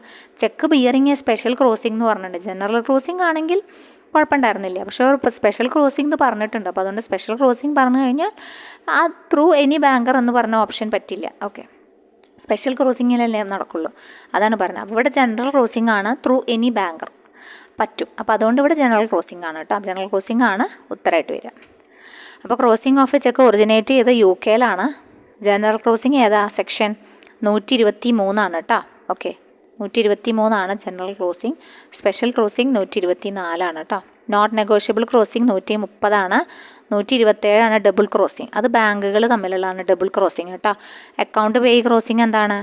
Account pay crossing NI act recognise ചെയ്യാത്തതാണ് അക്കൗണ്ട് പേ ക്രോസിംഗ്. ഓക്കെ, അത് മനസ്സിലായി എന്ന് വിചാരിക്കണം. പിന്നെ അടുത്തതൊരു വെറൈറ്റി ക്വസ്റ്റ്യൻ ആയിരുന്നു, ചെക്ക് ഡ്രോൺ ഇൻ മലയാളം. മലയാളത്തിൽ ഡ്രോൺ ചെയ്തൊരു ചെക്ക് കൊടുക്കാൻ പാടുമോ? വാലിഡ് ഇൻസ്ട്രുമെൻ്റ് ആണോ എന്ന് ചോദിച്ചിട്ടുള്ളത് കേട്ടോ. വാലിഡ് ഇൻസ്ട്രുമെൻ്റ് ആണ് കേട്ടോ. കാരണം ഹിന്ദിയിലോ ഇംഗ്ലീഷിലോ അല്ലെങ്കിൽ അതാത് റീജിയണൽ ഭാഷകളിലോ ചെക്ക് എഴുതാം എന്നാണ് പറഞ്ഞത് കേട്ടോ. റീജിയണൽ ഭാഷകളിൽ എഴുതാം. പിന്നെ അപ്പോൾ മലയാളം ആകുമ്പോൾ നമ്മുടെ റീജിയണൽ ഭാഷ മലയാളമല്ലേ, അപ്പോൾ മലയാളത്തിൽ എഴുതാം. ഇംഗ്ലീഷിലോ ഹിന്ദിയിലോ എഴുതാം, അതേപോലെ അതാത് ഭാഷകളിലും എഴുതാം. കസ്റ്റമർക്ക് അങ്ങനെ എഴുതാനുള്ള അതൊരു വാലിഡ് ഇൻസ്ട്രുമെൻ്റ് തന്നെയാണ് കേട്ടോ. അതൊരു ഡൗട്ട്ഫുൾ ക്വസ്റ്റ്യൻ ആണ് അന്ന്. അപ്പോൾ നമുക്ക് മനസ്സിലായി ഇത് എന്താ സംഭവം എന്ന് കേട്ടോ. ദ മിഡിൽ 3 ഡിജിറ്റ് MICRൻ്റെ മിഡിൽ 3 ഡിജിറ്റ് എന്താണെന്ന് വെച്ചാൽ 9 ഡിജിറ്റ് ആണല്ലോ ഉള്ളത്. MICRൽ 9 ഡിജിറ്റ് അല്ലേ ഉള്ളത്. അപ്പോൾ മിഡിൽ 3ൽ എന്താ പറയണത്? ബാങ്ക് കോഡാണ് പറയണത് കേട്ടോ. ബാങ്ക് കോഡാണ് പറയണത്. ഓക്കെ, മിഡിൽ 3ലെ ബാങ്ക് കോഡാണ് പറയണത്. അപ്പോൾ അത് സിറ്റി ബാങ്ക് ബ്രാഞ്ച് എന്നല്ലേ വരിക? 333 സിറ്റി ബാങ്ക് ബ്രാഞ്ച് എന്നാണ് പറയുക. അപ്പോൾ അതുമായി ബന്ധപ്പെട്ട കാര്യങ്ങൾ MICR നിങ്ങൾ പഠിക്കണം. യുണൈറ്റഡ് സ്റ്റേറ്റ്സിലാണ് 1950 കാലഘട്ടത്തിലാണ് ഫോം ചെയ്തിട്ടുള്ളത്. അപ്പോൾ അതൊക്കെ ഒന്ന് നോട്ട് ചെയ്ത് വെക്കുക. MICR ഇന്ത്യയിൽ വന്നിട്ടുള്ളത് 1980 കാലഘട്ടത്തിലാണ് കേട്ടോ. ഇന്ത്യയിൽ ഇൻട്രൊഡ്യൂസ് ചെയ്തത് 1980 അത് ആ വർഷം ഒഴിച്ചൊന്ന് നോക്കി വെച്ചോളൂ കേട്ടോ. ഓക്കെ, ആദ്യം നമ്മുടെ മേജർ മെട്രോപൊളിറ്റൻ സെൻറ്റേഴ്സിൽ മാത്രമാണിത് കൊണ്ടുവന്നിരുന്നുള്ളൂ കേട്ടോ. പിന്നെ നമുക്ക് 1990-91 കാലഘട്ടം ആയപ്പോഴാണ് ഇന്ത്യയിൽ എക്സ്പാൻഡ് ചെയ്തത്, എല്ലാ സിറ്റികളിലേക്കും ആയി തുടങ്ങിയത് കേട്ടോ. ഈ ചെക്കിൻ്റെ MICR ആണ്. അപ്പോൾ അത് മനസ്സിലായെന്ന് വിചാരിക്കുന്നു. ഇനി അടുത്തത് നമ്മുടെ 80ാമത്തെ ക്വസ്റ്റ്യൻ ആണ്. Banking regulation act was made applicable to cooperative banks. Cooperative ബാങ്ക്സിന് ആപ്ലിക്കബിളായ വർഷം ഏതാ? മാർച്ച് 1, 1966 കേട്ടോ. മാർച്ച് 1, 1966 ആപ്ലിക്കബിൾ ആയിട്ടുള്ളത്. അപ്പോൾ മാർച്ച് 10, 1949 എന്താ? മാർച്ച് 10 പഠിക്കണം. അത് പാസ് ചെയ്ത ഡേറ്റ് ആണ് കേട്ടോ. കെയിം ഇൻ ടു ഫോഴ്സ് ഡേറ്റും പഠിക്കണം, മാർച്ച് 16. അപ്പോൾ ഏതൊക്കെ ഡേറ്റായി? മാർച്ച് 10 പഠിക്കണം, മാർച്ച് 16 പഠിക്കണം, പിന്നെ മാർച്ച് 1, 1966 പഠിക്കണ്ടേ? അതും പഠിക്കണം കേട്ടോ. ഓക്കെ, പിന്നെ റീനെയിം ചെയ്തത് എന്നാ? ഇതന്നെ മാർച്ച് 1, 1966. ആദ്യം ബാങ്കിങ് കമ്പനീസ് ആക്ട് എന്ന പേരിലല്ലേ വന്നത്, പിന്നെയല്ലേ ബാങ്കിങ് റെഗുലേഷൻ ആക്ട് ആക്കി മാറ്റിയത്. അതിൻ്റെ ഡേറ്റും ഈ മാർച്ച് 1, 1966 തന്നെയാണ് കേട്ടോ. ഓക്കെ, പിന്നെ പഠിക്കാനുള്ളതാണ് നമ്മുടെ ആദ്യം, അതായത് സ്കോപ്പ് പഠിക്കാം. എക്സ്റ്റെൻഡ് ഓൾ ഓഫ് ഇന്ത്യ ആണ്, അതറിയാം. പിന്നെ ആപ്ലിക്കബിലിറ്റി ജമ്മു കാശ്മീരിൽ 1956 വരെ ആപ്ലിക്കബിൾ ആയിരുന്നു കേട്ടോ ജമ്മു കാശ്മീരിൽ. അത് നമ്മുടെ ഏതോ PSCയുടെ ഒരു സ്റ്റേറ്റ്മെൻറ്റ് ലെവൽ ക്വസ്റ്റ്യൻസിന് ചോദിച്ചായിരുന്നു കേട്ടോ. ആപ്ലിക്കബിൾ ടു ജമ്മു കാശ്മീർ 1956 ആണെന്ന്. നമ്മുടെ CSEBക്ക് ചോദിച്ചിട്ടുണ്ടോയെന്ന് ഓർമ്മയില്ല കേട്ടോ. അപ്പോൾ ഇത്രയാണ് നമ്മുടെ ക്വസ്റ്റ്യൻസ് വന്നിട്ടുള്ളത്. അപ്പോൾ ഉപകാരപ്പെട്ടു എന്ന് വിചാരിക്കുന്നു. അപ്പോൾ എല്ലാവരും എന്ത് ചെയ്യുക, നന്നായിട്ട് റിവൈസ് ചെയ്യുക, നല്ല രീതിക്ക് എക്സാം എഴുതുക, മാക്സിമം റിവിഷൻ അടിക്കുക, ടെൻഷനില്ലാതെ പോയി എക്സാം എഴുതുക. നിങ്ങൾ പഠിക്കുക, നിങ്ങൾ നന്നായിട്ട് അപ്ലൈ ചെയ്യുക കേട്ടോ. ബാക്കി റിസൾട്ടൊക്കെ എന്താണ്, റിസൾട്ടൊക്കെ നമ്മൾ ഹാർഡ് വർക്കിനനുസരിച്ചിട്ട് വരും കേട്ടോ. ഓക്കെ, മടുപ്പില്ലാതെ പഠിക്കുക. അപ്പോൾ നെക്സ്റ്റ് വീഡിയോയിൽ കാണാം. താങ്ക്